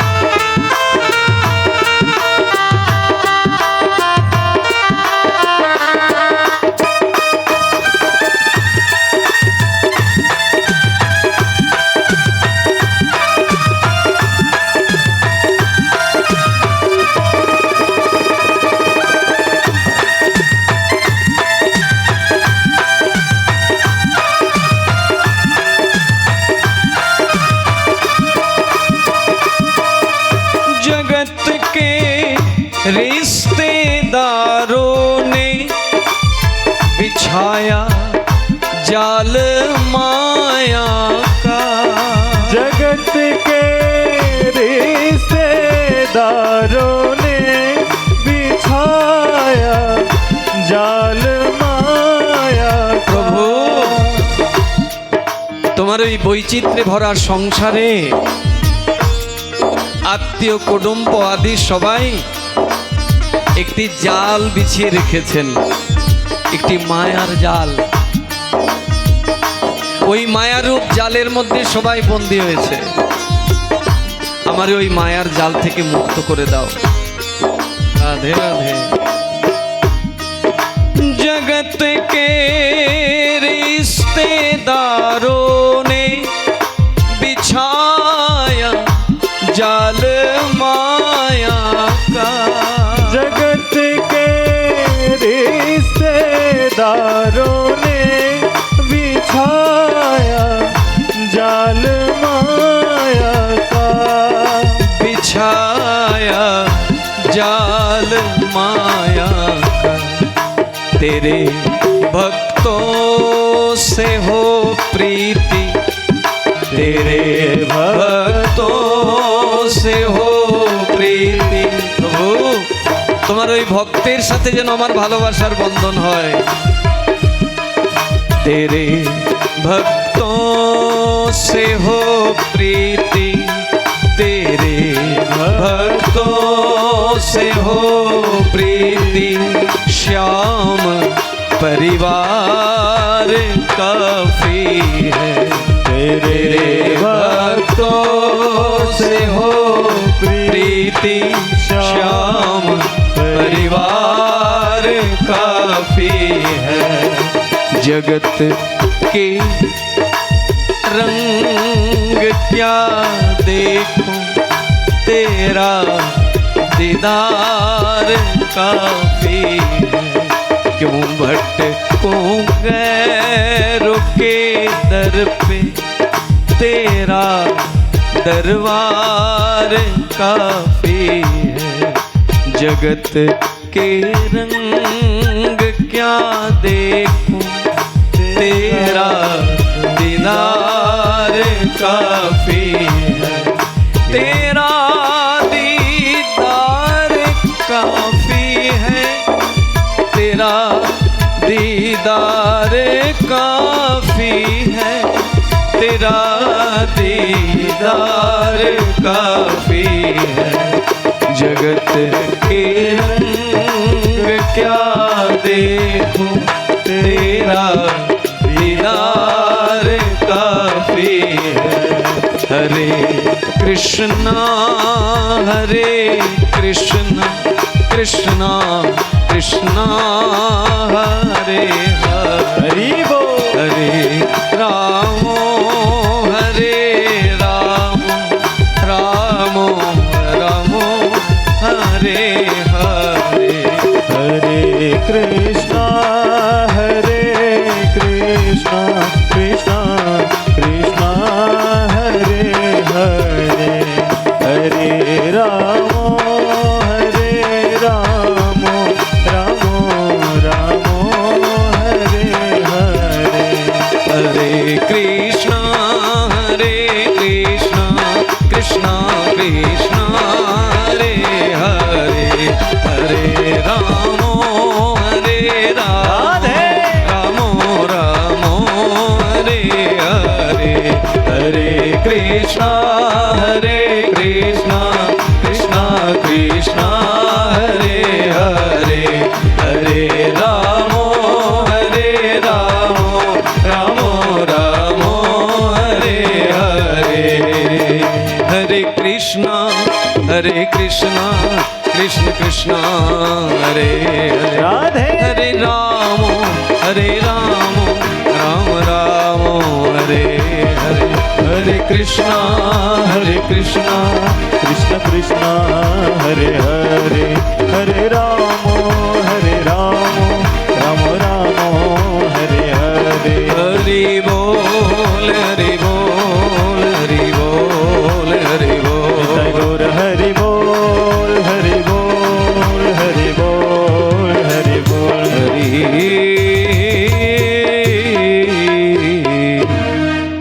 हरि बोल।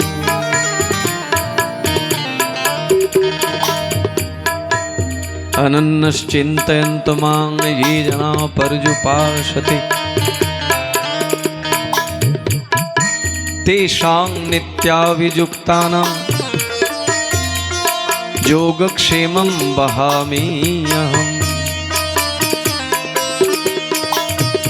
অনন্য ভক্তি। তাহলে নন্দ মহারাজ তিনি নিজে একাদশী করেছেন, স্বয়ং ভগবানের পিতা তিনি, এবং একাদশী শাস্ত্রের বিধি মতো করেছেন। আমরা দেখতে পাই রাজা অম্বরীশ, ত্রিলোকের রাজা, রাজা অম্বরীশ এত নিষ্ঠার সহিত একাদশী ব্রত করতেন। এই রাজা অম্বরীশ অনন্য ভক্তির আরেক নিদর্শন, আরেকটা দৃষ্টান্ত। ভগবান যে তার অনন্য ভক্তকে রক্ষা করেন সদা সর্বদা, এটার আরেকটা জ্বলন্ত উদাহরণ এই অম্বরীশ মহারাজ। প্রত্যেকটি একাদশী নিরম্বু থাকতেন, জল পর্যন্ত গ্রহণ করতেন না। তিনি তো রাজা, রাজাও সুযোগ পায় একটু, তার এইটুকু সুযোগ ছিল না, তিনি রাজাদেরকেও পরিচালনা করতে ব্যস্ত থাকতেন। তিনি ছিলেন সম্রাট। সেই অম্বরীশ মহারাজ এত ব্যস্ততার মধ্যে থেকেও প্রত্যেকটা একাদশী নির্জলা করতেন। আমরা কি বলছিলাম যে সেই ভগবানকে পেতে গেলে আমাদেরকে কিভাবে পেতে হবে? সাধনার দ্বারা। আর সেই সাধনারই একটি বিশেষ সাধনার অঙ্গ হলো এই একাদশী। আজকে সেই একাদশীর তিথি ভৈমী একাদশী। এই প্রসঙ্গে আমরা একটু আলোকপাত করছি একাদশীর দিকে, যে এই একাদশীটা না তো মহাপ্রভু এনেছেন, না তো তথাকথিত বৈষ্ণবদের সৃষ্টি। এটা আবহমান কাল থেকে চলছে এবং এটা সকলেরই পালনীয়। 8 বছরের বালক বালিকা থেকে শুরু করে 80 বছরের বৃদ্ধ বৃদ্ধা সকলকেই পেতে হবে। কালকে এক ভক্ত আমাকে প্রশ্ন করেছেন, মহারাজ শুনেছি একাদশী নাকি সধবাদের করতে নাই, সধবারা একাদশী করলে নাকি বিধবা হয়ে যায়, আর এগুলো ব্যাসপীঠ থেকে একজন নিজে পাঠে বসে বলছেন। এগুলো কখনোই শাস্ত্রে উল্লেখ আছে কেউ দেখাতে পারবে না। শাস্ত্রে একটা কথাই উল্লেখ রয়েছে, 8 বছরের বালক বালিকা থেকে শুরু করে 80 বছরের বৃদ্ধ বৃদ্ধা সবাইকে একাদশী করতে হবে। যারা অসমর্থ, যাদের নানাবিধ রোগ ব্যাধি আদি রয়েছে, যাদের শরীর একটু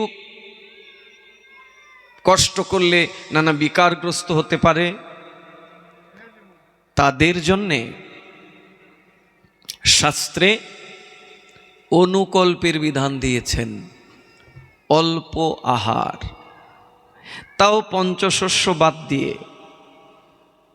একাদশী দিন পঞ্চশস্য গ্রহণ করতে নিষেধ, কারণ এই পঞ্চশস্যের মধ্যে 3 প্রকার পাপ আশ্রয় করে একাদশী দিনে। এক হচ্ছে ব্রহ্মহত্যাজনিত পাপ, ব্রাহ্মণের সাথে দ্রোহ করলে, গোমাতার সাথে দ্রোহ করলে যে পাপ, সেই ব্রহ্মহত্যা পাপ একাদশী তিথিতে ওই পঞ্চশস্যকে আশ্রয় করে থাকে। স্ত্রী বধ হত্যার পাপ, স্ত্রীবধ, নারী জাতিকে বধ করলে যে পাপ হয়, সেই পাপ একাদশী তিথিতে অন্যকে আশ্রয় করে। আর গর্ভজাত সন্তান গর্ভে থাকা অবস্থায় তাকে স্বইচ্ছায় মেরে দেওয়া, অসময়ে এসেছে এরে আনবো না, এরে মেরে দেব, এই যে পাপ, ভ্রূণ হত্যা পাপ, এই ভ্রূণ হত্যার পাপ একাদশী তিথিতে পঞ্চশস্যের ভেতরে থাকে। অতএব একাদশী তিথিতে ওই পঞ্চশস্য গ্রহণ করা মানে 3 প্রকার পাপকে গ্রহণ করা। ব্রহ্মহত্যার পাপ, স্ত্রী বধ হত্যার পাপ এবং ভ্রূণ হত্যার পাপ, এই 3 প্রকার পাপ শরীরের ভেতরে প্রবেশ করবে। এই জন্য শাস্ত্রে একাদশী তিথিটাতে পঞ্চশস্য পুরোপুরি বর্জিত রেখেছেন। যারা অসমর্থ, যাদের শরীর চলছে না, দেহে নানাবিধ রোগ রয়েছে, ওষুধ আদি নিতে হয়, তাদের জন্য অনুকল্পের ব্যবস্থা। সবার জন্য না কিন্তু আমরা তো অন্নগত প্রাণ, 3 বেলা ভাত খাই। এখন যদি বলা হয় বাবা একাদশী করবে নির্জলা, বলে রে বাবা মরবো নাকি? হ্যাঁ, তা আচার্যগণ চিন্তা করলেন অন্তত এরা যেন পঞ্চশস্য বাদ দিয়ে অনুকল্প খেয়েও যদি একাদশী করে, তাহলে ওই পঞ্চশস্যের মধ্যে যে পাপ আছে ওই পাপটা তো শরীরে প্রবেশ করবে না। এই জন্য ওই অনুকল্পের বিধান। কিন্তু এখন অনুকল্পটাও আর অনুকল্প বলা যায় না। অন্যান্য দিন ওই ভাত খেয়ে পেট ভরে, আর একাদশী দিন দেখবেন নানাবিধ আয়োজন হয়েছে, কত রকমের সবজি, কত রকমের পকোড়া, হ্যাঁ, বাদাম ভাজা, বাদাম আবার সেদ্ধ, আবার আলু দিয়ে ফ্রেঞ্চ ফ্রাই হয়েছে, সাবুর পায়েস, কুটুর আটার কি বলে পকোড়া, এলাহি কারবার, বেশ ভালোই লাগে। অন্যদিন ভাত খেতে খেতে 14 দিন পরে এরকমের ভালো মন্দ হলে মন্দ কি, হ্যাঁ, আরো ভালো। তাও বলছেন যদি এইভাবেও যদি কেউ একাদশী করে, তাহলে তার শরীরের ভেতরে ওই ত্রিবিধ পাপ প্রবেশ করবে না। এই একাদশীকে বলা হচ্ছে মাধব তিথি, এই একাদশীকে বলা হচ্ছে হরিবাসর। এই তিথিতে স্বয়ং ভগবান হরি আসেন আমার সাথে বাস করবার জন্যে, আমার নিকটে বাস করবার জন্যে। আমার এই সুযোগ দেন আমি যেন এই একটা দিন হরির নিকটে বাস করতে পারি। তাই দিন রাত হরির চিন্তায় থাকাটাই সবার উচিত। কিন্তু বিষয়গত মন তো বিষয়ের মধ্যেই পড়ে থাকি। তাও যদি এইরকম হরিবাসর তিথিতে কোথাও সাধুসঙ্গ করার সুযোগ হয়, এটা সোনায় সোহাগা হয়ে যায় আমাদের। এত বড় একজন রাজা অম্বরীশ, এত তার ব্যস্ততা, প্রত্যেকটা একাদশী তিনি নিরম্ভ করেন। আর একাদশী ব্রতের মাহাত্ম্যে আছে যে পরের দিন সাধু সেবা দিতে হয়। যিনি অপারগ, যার অর্থের সংকুলন নাই, কি করবেন তিনি? কি করে বৈষ্ণব সেবা দেবেন? ব্রাহ্মণকে সেবা দেবেন কি করে? তার তো ব্যবস্থা নাই। বলছেন একটু তিল দান করতে। 5 জন বৈষ্ণবকে কিংবা 1 জন বৈষ্ণবকে একটু তিল দিলেই ভগবান অনেক বেশি খুশি হন। এই জন্য দ্বাদশীর পারণের আগে দানের মহিমা রয়েছে। তো তারা তো ভক্ত, তারা জানেন। এই জন্য দেখলাম না নন্দ মহারাজ সেই রাত 2টোর সময় স্নান করতে চলে গেছেন। তার মাথায় এটা আছে, ভক্তদের সেবা দিতে হবে, ভগবানকে সেবা দিতে হবে, ব্রাহ্মণকে সেবা দিতে হবে। কটা বাজে ওদিকে খেয়াল নাই, ওই শেষ সাথে ঢুকে গেছেন গিয়ে যমুনায় স্নান করতে। রাধে রাধে মা, হরে কৃষ্ণ। এত গান শোনালাম তাও ঘুম আসলে কি করা যাবে? বলে আজকে একাদশী তো একটু বেশি ঘুম পায়।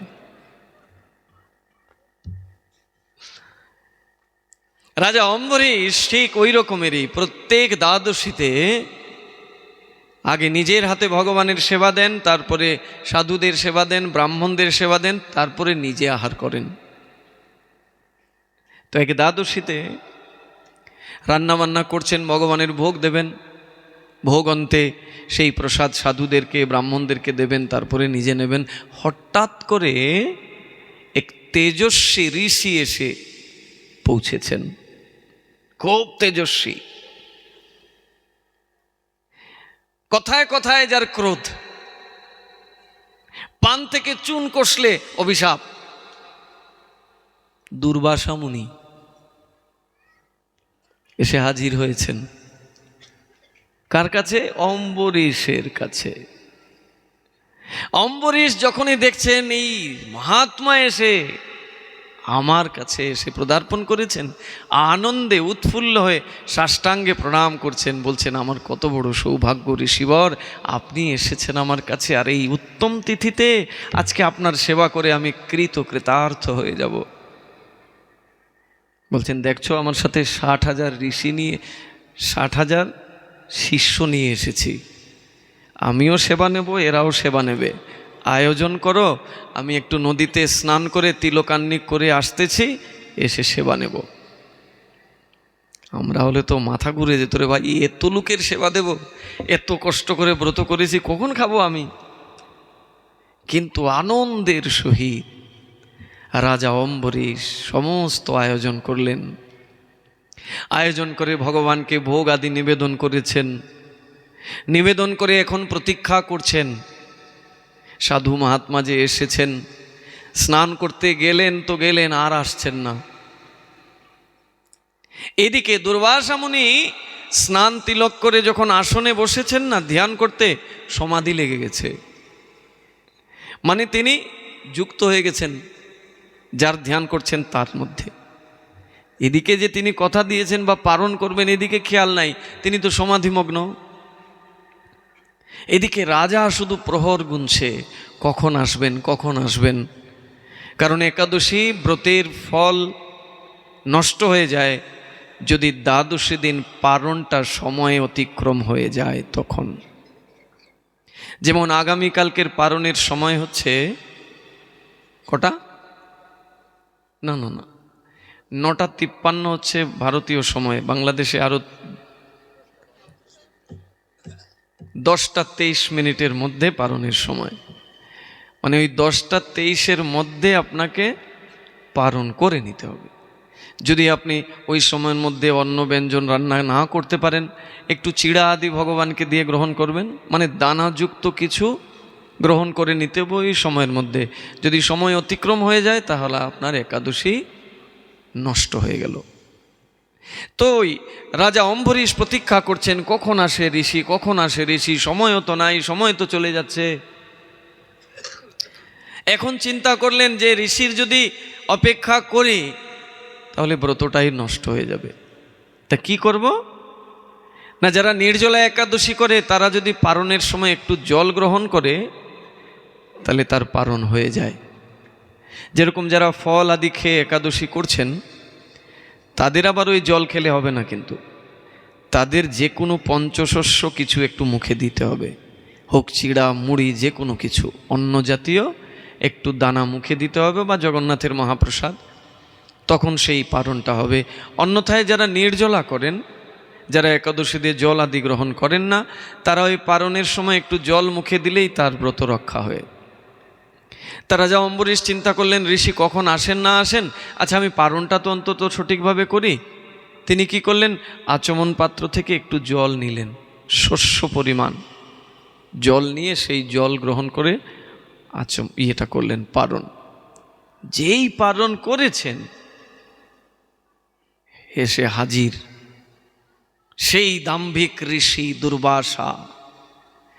এসেই তো ক্রোধ মূর্তি, এত বড় সাহস, এত অহংকার তোমার, অতিথিকে আপ্যায়ন না করে নিজে পালন করে বসে আছো। বলছেন প্রভু আমি কিছু খাইনি, কেবল একটু জল নিয়েছি।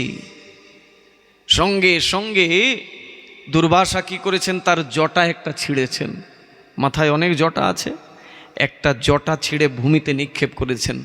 ওইখান থেকে একটা কৃত্যা জন্ম নিয়েছে, একটা কৃত্যা, একটা শরীর, আসুরিক শরীর জন্ম নিয়েছে। ওই কৃত্যাকে আদেশ করছেন দুর্বাসা মুনি, বলছেন ওই অভিমানী রাজা অম্বরীশ অতিথি আপ্যায়ন করতে পারেনি, অতএব তার বেঁচে থাকার কোনো যোগ্যতা নাই, তার মাথা কেটে ফেল। কেমন ঋষি রে বাবা, হ্যাঁ?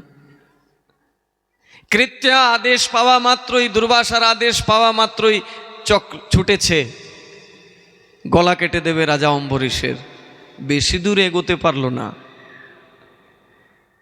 কিছু দূর এগোতেই হঠাৎ করে দেখা গেল একটি চক্র নেমে আসলো, আর চক্র এসে কৃত্যার মাথা কেটে দিল, ওই অসুরের মাথা নামিয়ে দিল।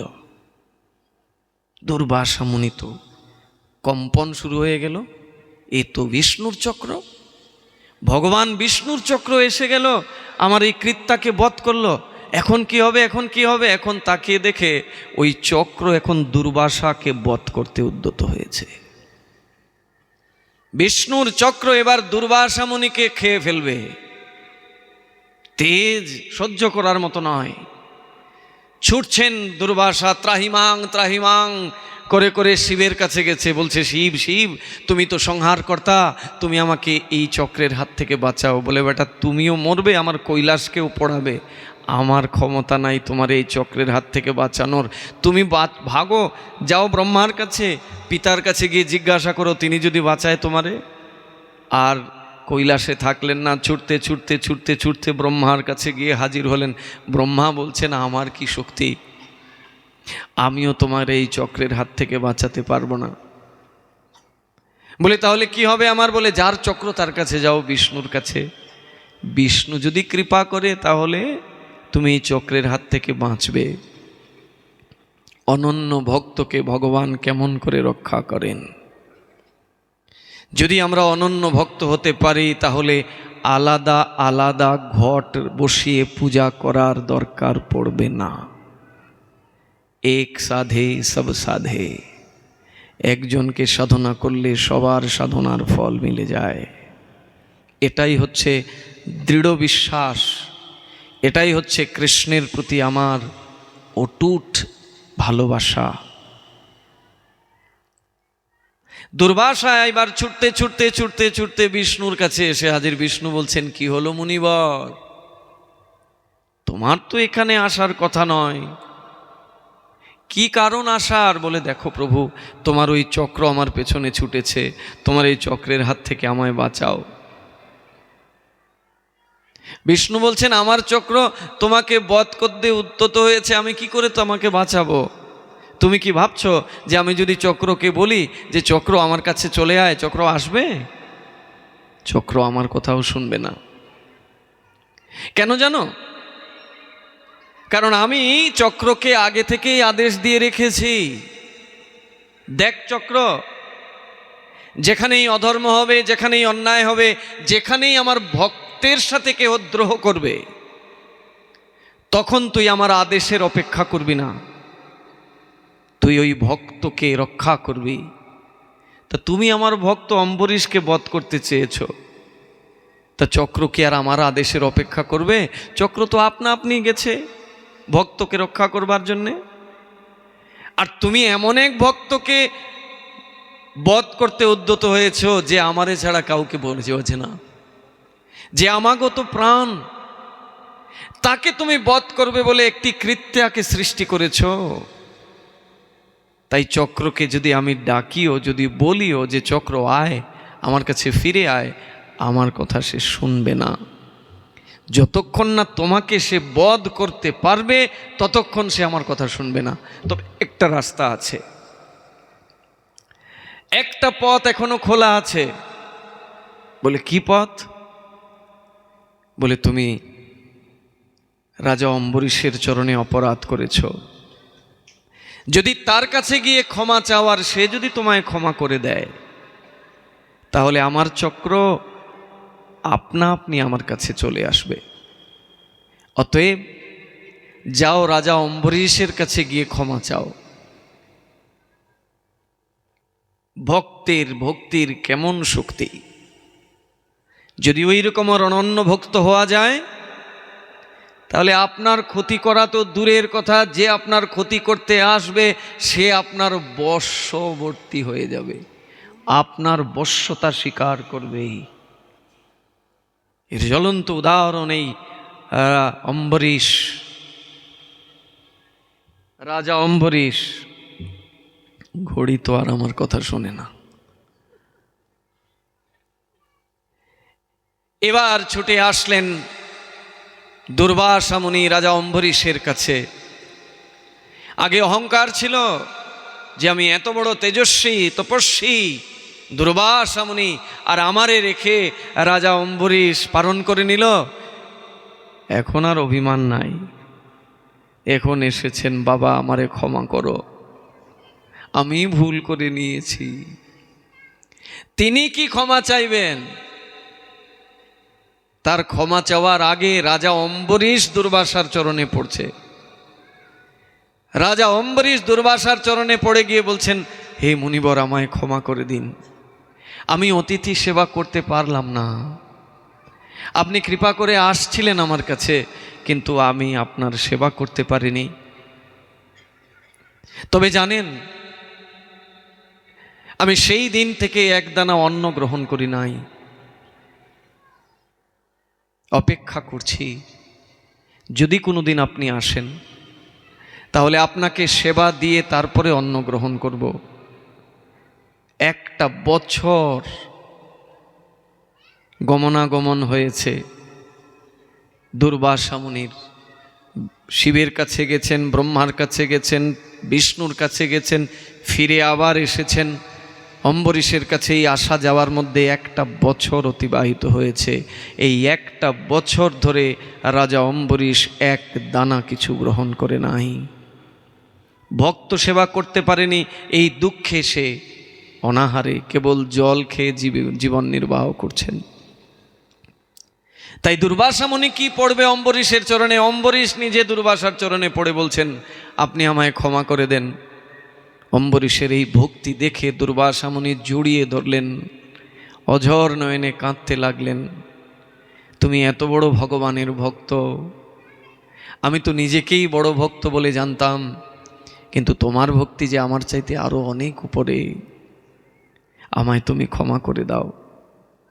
সঙ্গে সঙ্গে ভগবান বিষ্ণুর সেই চক্র আপনা আপনি চলে গেল বিষ্ণুর কাছে। অনন্য ভক্ত যদি কেউ হয়, কেউ যদি অনন্য ভক্তি যাজন করে, তাহলে তাকে সর্বক্ষণ ভগবান পাহারা দিয়ে রাখেন। তার জন্যে ভগবান চক্রকে নিযুক্ত করে রেখেছেন, যে তার যেন কেউ ক্ষতি করতে না পারে। চক্র, আমি তোমারে অধিকার দিয়ে রেখেছি, আদেশ দিয়ে রেখেছি, তুমি আমার আদেশের অপেক্ষা করবে না। এই জন্যই তো তিনি বলছেন যে যে আমার অনন্য ভক্ত, আমি তার সব কিছু নিজে বহন করে দিয়ে আসি। অম্বরীশকে যেতে হয়নি ভগবানের কাছে যে প্রভু তুমি আমায় রক্ষা করো, যেতে হয়েছিল নাকি তিনি প্রার্থনা করেছিলেন যে প্রভু তুমি আমাকে এই দুর্বাসার কৃত্যার হাত থেকে রক্ষা করো? না, ভগবান নিজে নিজে এসে রক্ষা করেছেন অম্বরীশকে। আমাদের ভক্তি আছে, তাতে কোনো সন্দেহ নাই। ভক্তি না থাকলে কি এখানে আসতাম আমরা? আছে ভক্তি, কিন্তু সেই ভক্তিটাকে আমাদেরকে উন্নত স্তরে নিয়ে যেতে হবে। সেই অচলা ভক্তি, সেই ঐকান্তিক ভক্তি, সেই অনন্য ভক্তির দিকে আমাকে নিয়ে যেতে হবে। কারণ আমার পরিচয় আমি প্রভুর পুত্র, আমার পরিচয় আমি কৃষ্ণের অমৃতস্ব পুত্র। তিনি আমার আর আমি তার। এই জায়গায় যখন আমরা চলে আসব, তখন আমাদের আর কোনো ভয় থাকবে না। দেবরাজ ইন্দ্র ক্রোধ প্রকাশ করলেন। তিনি বৃন্দাবন বলে কোনো অস্তিত্ব রাখবেন না। তাদের এত বড় সাহস, তারা আমার পূজা বাদ দিয়ে ওই পর্বতের পূজা করে। এবার দেখি ওই পর্বত তাদের রক্ষা করে কিনা। দেবরাজ ইন্দ্র কি করলেন? তার দুই দেবতাকে ডাকলেন। ওই বরুণ দেবতা নন্দ মহারাজকে যেখানে নিয়ে গেছিল বরুণ লোকে, ওই বরুণ দেবতাকে ডাকলেন। আর পবন দেবতা, পবন মানে বাতাস, বায়ু, বরুণ মানে জল, দুই দেবতাকে ইন্দ্র আদেশ করলেন, বললেন যাও বৃন্দাবনে গিয়ে প্রলয় শুরু করে দাও। এমন তাণ্ডব, এমন প্রলয় শুরু করবে বৃন্দাবনে যেন কেউ বেঁচে না থাকে। এত বছর ধরে তারা আমার সেবা করে আসছে, আমাকেই তারা উপাস্য বলে জানতো, আর আজকে আমার সেবা বাদ দিয়ে তারা ওই গোবর্ধন পর্বতের সেবা করছে। তা যেহেতু তারা আমাকে ভুলে গিয়েছে, এবার দেখুক আমাকে ভুললে কি হয়, কে তাদেরকে রক্ষা করে দেখি একবার। এদিকে বৃন্দাবনে কিন্তু ইন্দ্রেরই পূজা হতো আগে, সবাই ইন্দ্রকেই উপাস্য হিসাবে জানতেন। এবার তো বৃন্দাবনে কৃষ্ণ এসেছে না, ভগবান নিজে জন্মগ্রহণ করেছেন। এখন দেখেন ভগবান যে তার ঘরে, মানে নন্দ মহারাজের বাড়িতে প্রজারা সবাই ভোরে ভোরে ডাল, সবজি, চাল, আটা, পিঠা, পুলি, পায়েস এগুলো বানিয়ে বানিয়ে নিয়ে আসছেন। এত সব আয়োজন কি কারণ? কি কারণ? এত বড় মহোৎসব কিসের? জিজ্ঞাসা করলেন তার পিতাকে, বাবা এত সব আয়োজন হয়েছে, কি হবে এখানে? বলে কালকে মহোৎসব হবে। বলে মহোৎসব হবে? কিসের মহোৎসব? বলে কালকে ইন্দ্রের পূজা হবে। বাবা ইন্দ্র কে? বলে ইন্দ্র হচ্ছে আমাদের উপাস্য, আমরা ইন্দ্রের উপাসনা করি, প্রতি বছর আমরা ঘটা করে ইন্দ্রের উপাসনা করি, কালকে তাই করব। বলছে বাবা ইন্দ্রের পূজা করলে কি হয়? বলে ইন্দ্রের পূজা করলে ইন্দ্র জল দেয়, আর জল দেয় বলে এত সুন্দর শস্য হয়, সবার বাড়িতে ভরা ঘোলা ধান থাকে, এই জন্য আমরা ইন্দ্রের পূজা করি। কৃষ্ণ বলছেন বাবা ইন্দ্রের পূজা করে এই সামান্য একটু অন্নের জন্য ইন্দ্রের পূজা করছো? জানো ওই যে পর্বতটা আছে না, গোবর্ধন পর্বত, ও কিন্তু সাক্ষাৎ ভগবান বিষ্ণু। এর পূজা করলে সব কিছু পাওয়া যাবে। ইন্দ্রের পূজা করলে তো শুধু এই একটু ভোগ বাসনায় পরিতৃপ্ত হবে, আর যদি ওই পর্বতের পূজা করো না, সব কিছু মিলবে। অতএব বাবা, কালকে এইগুলো দিয়ে ইন্দ্রের পূজা না করে আমরা ওই পর্বতের পূজা করব। এটা তো নূতন, এতদিন ধরে তারা ইন্দ্রের পূজা করে, আর এখন কৃষ্ণ বলছে না, ইন্দ্রের পূজা বাদ দিয়ে ওই পর্বতের পূজা হবে। তো প্রজাদেরকে জিজ্ঞাসা করছেন নন্দ মহারাজ, কি করব কি করব? প্রজারা বলছেন আপনার ছেলে যা বলছে করে দেখি না। আবার কেউ বলছেন করব, যে যদি কোনো বিপদ চলে আসে কে রক্ষা করবে? কৃষ্ণ বলছেন মা ভই, চিন্তা করো না, যার পূজা করছো ওই পর্বতই রক্ষা করবে। শক্তি দিলেন সবাইকে, সাহস দিলেন। এবার সমস্ত কিছু দিয়ে ওই পর্বতের পূজা হচ্ছে, গিরিরাজ গোবর্ধনের পূজা। এদিকে ইন্দ্র তো অপেক্ষায়, কখন আমার পূজা হবে, আমার নিমন্ত্রণ করতেও আসলো না, সময়ও চলে যাচ্ছে, এরা কি ভুলে গেল নাকি? দুইজন দূত পাঠালেন, যাও দেখি বৃন্দাবনে কি ওরা ভুলে গেল আমার যে পূজা, একটু ঘুরে আসো। এসে দেখছেন, ওরে বাবা, পূজা তো বিরাট আকারে হচ্ছে, তবে ইন্দ্রের পূজা নয়, এই পর্বতের পূজা হচ্ছে। গিয়ে খবর দিয়ে দিলেন। যেই খবর দিলেন, তেলে বেগুনে জ্বলে উঠলেন ইন্দ্র। বললেন আমার পূজা বাদ দিয়ে ওই পাথরের পূজা হচ্ছে, এবার দেখি তাহলে পাথর ওদেরকে কেমন রক্ষা করে। দুই দেবতাকে পাঠালেন, পবন দেবতা আর বরুণ দেবতা। বলছেন প্রলয় সৃষ্টি করে দাও, কেউ যেন বেঁচে না থাকে, বৃন্দাবনের কোনো কিচ্ছুদের যেন রক্ষিত না থাকে। প্রবল বেগে বায়ু দেবতা এবং বরুণ দেবতা আঘাত করলো বৃন্দাবনে এসে। সবাই বুঝে নিলেন যে প্রলয় হয়ে গেছে, আমরা আর কেউ বেঁচে থাকবো না।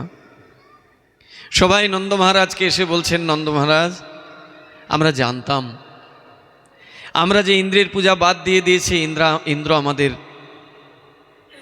উপরে ক্রোধ প্রকাশ করবেন, এখন আমাদের কি গতি হবে?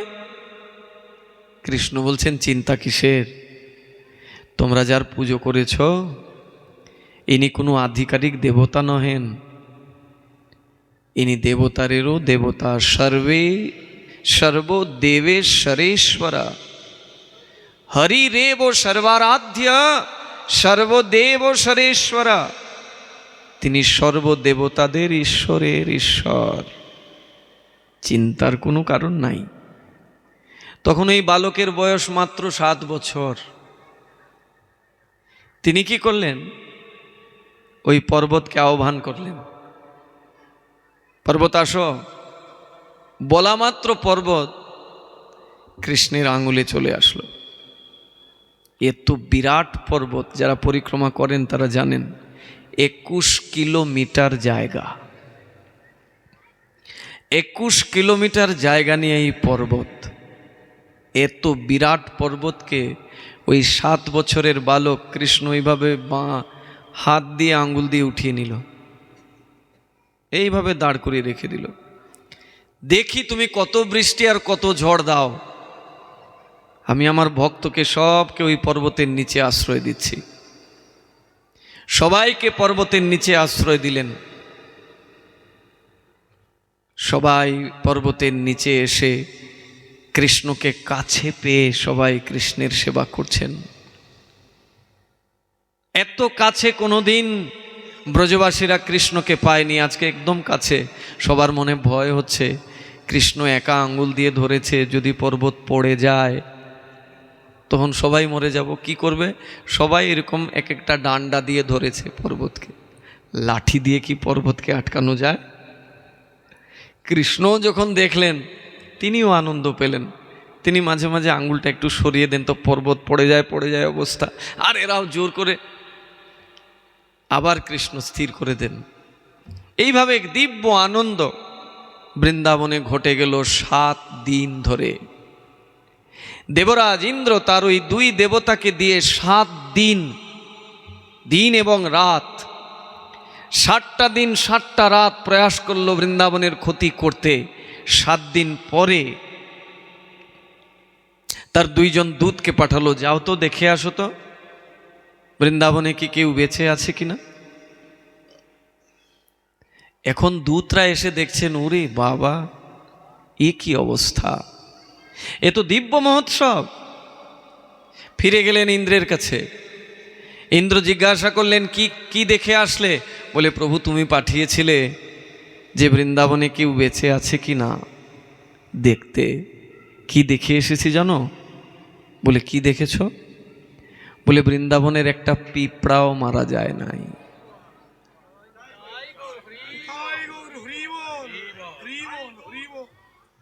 এই যে এত প্রয়াস করলো তোমার ওই দুই দেবতা, বরুণ দেবতা আর পবন দেবতা, অবশেষে একটা পিঁপড়েকেও মারতে পারেনি।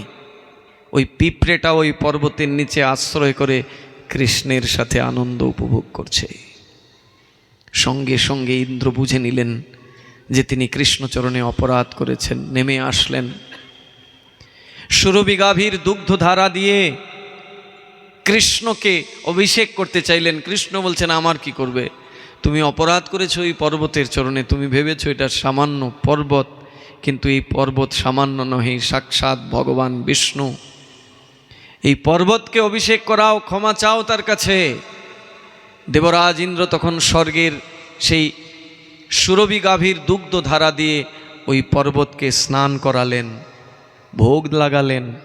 তারপরে ওই 21 কিলোমিটার গিরিরাজ পদব্রজে পরিক্রমা করলেন, ক্ষমা চাইলেন। অনন্য ভক্তি যদি কারুর মধ্যে থাকে, তার কেউ ক্ষতি করতে পারবে না, কেউ না। কম প্রয়াস করেনি দেবরাজ ইন্দ্র, কিচ্ছু করতে পারল না।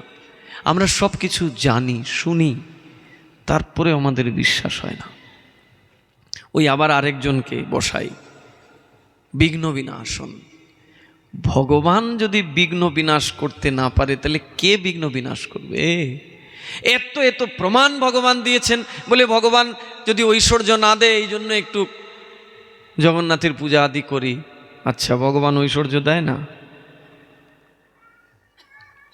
ভগবানের ভক্ত ধ্রুব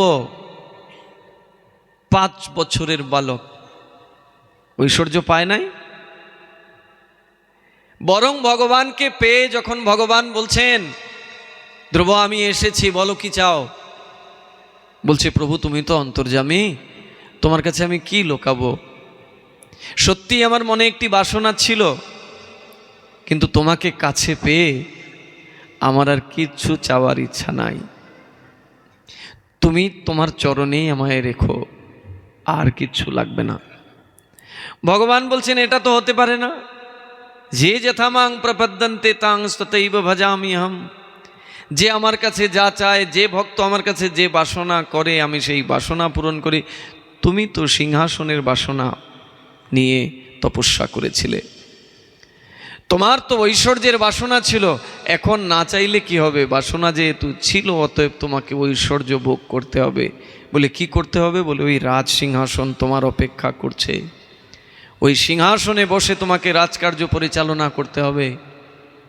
ধ্রুব বলছেন, প্রভু ক্ষমা করে দাও আমায়, আমি ওই রাজকার্যে যেতে চাই না। ওই ঐশ্বর্যের মধ্যে গেলে আমি তোমায় ভুলে যাব। বলছেন, না, আমি তোমাকে আশীর্বাদ দিচ্ছি, ওই সিংহাসনের ঐশ্বর্য তোমার উপরে প্রভাব বিস্তার করবে না, তুমি আমায় ভুলবে না। তবে যেহেতু চেয়েছিলে তুমি আমার কাছে বিষয়, অতএব সেই বিষয় ভোগ তোমাকে করতে হবে। 5 বছরের ওই বালককে ভগবান শ্রীকৃষ্ণ সিংহাসনে বসালেন, রাজা করলেন। 36,000 বছর ওই রাজকার্য পরিচালনা করল ধ্রুব, কিন্তু একদিনের জন্যেও মায়া এসে তাকে স্পর্শ করতে পারেনি। এত ঐশ্বর্যের মধ্যে থেকেও ঐশ্বর্য তাকে স্পর্শ করতে পারেনি, যেহেতু ভগবানের কৃপা তার প্রতি ছিল অসীম। কিন্তু চেয়েছিল ভগবানের কাছে ঐশ্বর্য, ভগবান ঐশ্বর্য দিয়েছেন। তাহলে আমার ভগবান কৃষ্ণের কাছে ঐশ্বর্য নাই? ঐশ্বর্যের জন্য আবার আরেকজনকে বসাতে হবে? এটা কি ইষ্টনিষ্ঠা নাকি এটা গুরুনিষ্ঠা? কোনটা বলুন তো? এটা দুইটাই অপরাধ। ইষ্টের চরণেও অপরাধ, গুরুচরণেও অপরাধ। বলবেন কিভাবে? আপনার গুরু তো আপনাকে কৃষ্ণ মন্ত্র দিয়েছে, কি কৃষ্ণের মন্ত্রই তো দিয়েছেন। তাহলে কৃষ্ণ কোন মার্গের ভগবান মাধুর্য মার্গে, মাধুর্য রসে তিনি সেবিত হন। আর আপনি অন্য যে দুইজন ভগবানকে বসিয়েছেন, নৃসিংহদেব, জগন্নাথ আদি, এরা তো মাধুর্য রসের সেবিত বিগ্রহ নন, তারা তো ঐশ্বর্য রসের সেবিত, ঐশ্বর্য মার্গের ঠাকুর। তাহলে এখানে কি রসাবাস দোষ হলো না? ইষ্টের প্রতি নিষ্ঠা কি রইল আদৌ? তাহলে আপনার গুরুদেব আপনাকে যে বস্তু দিয়েছিলেন, রাধা কৃষ্ণের উপাসনা, আপনি এই উপাসনার প্রতি অটল শ্রদ্ধা রাখতে পারলেন না। অতএব এটা ইষ্ট নিষ্ঠাতেও ব্যাঘাত করল এবং গুরু নিষ্ঠাতেও ব্যাঘাত জন্মালো। আমাদের সকলের উপাস্য শ্রীকৃষ্ণ, এতে কোনো সন্দেহ নাই। আর ওই কৃষ্ণ থেকেই আবির্ভূত হয়েছেন অন্যান্য যে আরো অবতার আদি, ব্রহ্মা থেকে শুরু করে সমস্ত দেব দেবী যা কিছু আমরা দেখতে পাই, সব ওই ভগবানেরই অংশবিশেষ। আগামীকাল মহারাজপুর, এই ধারাবাহিকতা থেকেই আমরা আরো বিস্তার আস্বাদন করব, যাতে আমরা কৃষ্ণ চরণে অটল শ্রদ্ধা রাখতে পারি। নইলে কিসের ভাগবত শুনছি এত বছর ধরে? ভাগবতের মূল মন্ত্রটাই তো এটা। এত বছর ধরে যে শুনছি ভাগবত, কি শুনছি তাহলে? ভাগবতের মূল মন্ত্রই হচ্ছে সচ্চিদানন্দ রূপায় বিশ্বৎপত্যাদি হেতবে তাপত্রয় বিনাশায় শ্রীকৃষ্ণায় বয়ম নমঃ। শ্রীকৃষ্ণের রূপের কথা, গুণের কথাই ভাগবতে বলা হলো। কৃষ্ণ সর্বসমর্থবান, সর্বশক্তিমান, কর্তুম অকর্তুম সর্বদা কর্তুম, সব কিছু কৃষ্ণের হাতে। তিনি ইচ্ছা করলে প্রলয় করে দিতে পারেন, তার ইচ্ছা থেকে সৃষ্টি হয়, তার ইচ্ছাতেই পালন হয়। আমার নিষ্ঠা তার চরণে নাই। একবার তাকে ওই নিষ্ঠা নিয়ে যদি ডাকি, তিনি সর্বান্তকরণে আমাকে রক্ষা করবেন। কথা অনেক, ভক্তবৃন্দ, রাত 10টা, 10:30টার উপর হয়ে গেল। অনেক দূর থেকে ভক্তরা এসেছেন। আমরা একটা ভজন করব, করে আজকের কথাকে বিরত রাখব। আমার এই বাবার কালকেও প্রার্থনা ছিল যে বাংলায় ভজন করবে। এখন একটা করি, মহাপ্রভুর একটা প্রার্থনা করি, মহাপ্রভুর একটা প্রার্থনা করি নাকি? মহাপ্রভুর কৃপা কিন্তু কৃষ্ণের চাইতে আরো এক ধাপ এগিয়ে। এটা কালকে শুনবো মহারাজপুরে। কৃষ্ণ তো ধ্রুবকে কৃপা করেছেন, কিন্তু ধ্রুব তো ভক্ত ছিল। ধ্রুব কথা বলতে পারে, ধ্রুব যদি কেউ কিছু বলে সেটা শুনতে পারে, এবং ধ্রুব এক ভক্তের ঘরে জন্মগ্রহণ করেছেন। তো কৃষ্ণ ধ্রুবকে কৃপা করেছেন। মহাপ্রভু এমন একজনকে কৃপা করলেন যে বোবা, কথা বলতে পারে না, আবার বোবার পাশাপাশি সে কালা, কানেও শুনতে পারে না। সেই বোবার মুখে তিনি কৃষ্ণ নাম উচ্চারণ করালেন। আগামীকাল সেটা শুনব। তার জন্য আপনাদের আসতে হবে মহারাজপুরে। ভক্তের নাম কি জানি, সঞ্জয় নাকি সঞ্জিত সরকার। তার শ্রীঅঙ্গনে আমরা কালকে সন্ধ্যা 7টা থেকে, অবশ্য আপনাদের সন্ধ্যা তো রাত 8টায়, সেই রাত 8টার রূপ সন্ধ্যায় আমরা আস্বাদন করব। যে কৃষ্ণের কৃপা থেকে আরো একটা এগিয়ে মহাপ্রভুর কৃপা। কলিযুগকে তিনি এইভাবেই কৃপা করেছেন। অনন্য ভক্তির আরো বিষয়ে প্রসঙ্গ আমরা আগামীকাল আস্বাদন করব। আসুন আমরা মহাপ্রভুর সেই মহাপ্রভুরই একটি স্তুতি করে আজকের কথাকে আমরা বিশ্রাম দেব।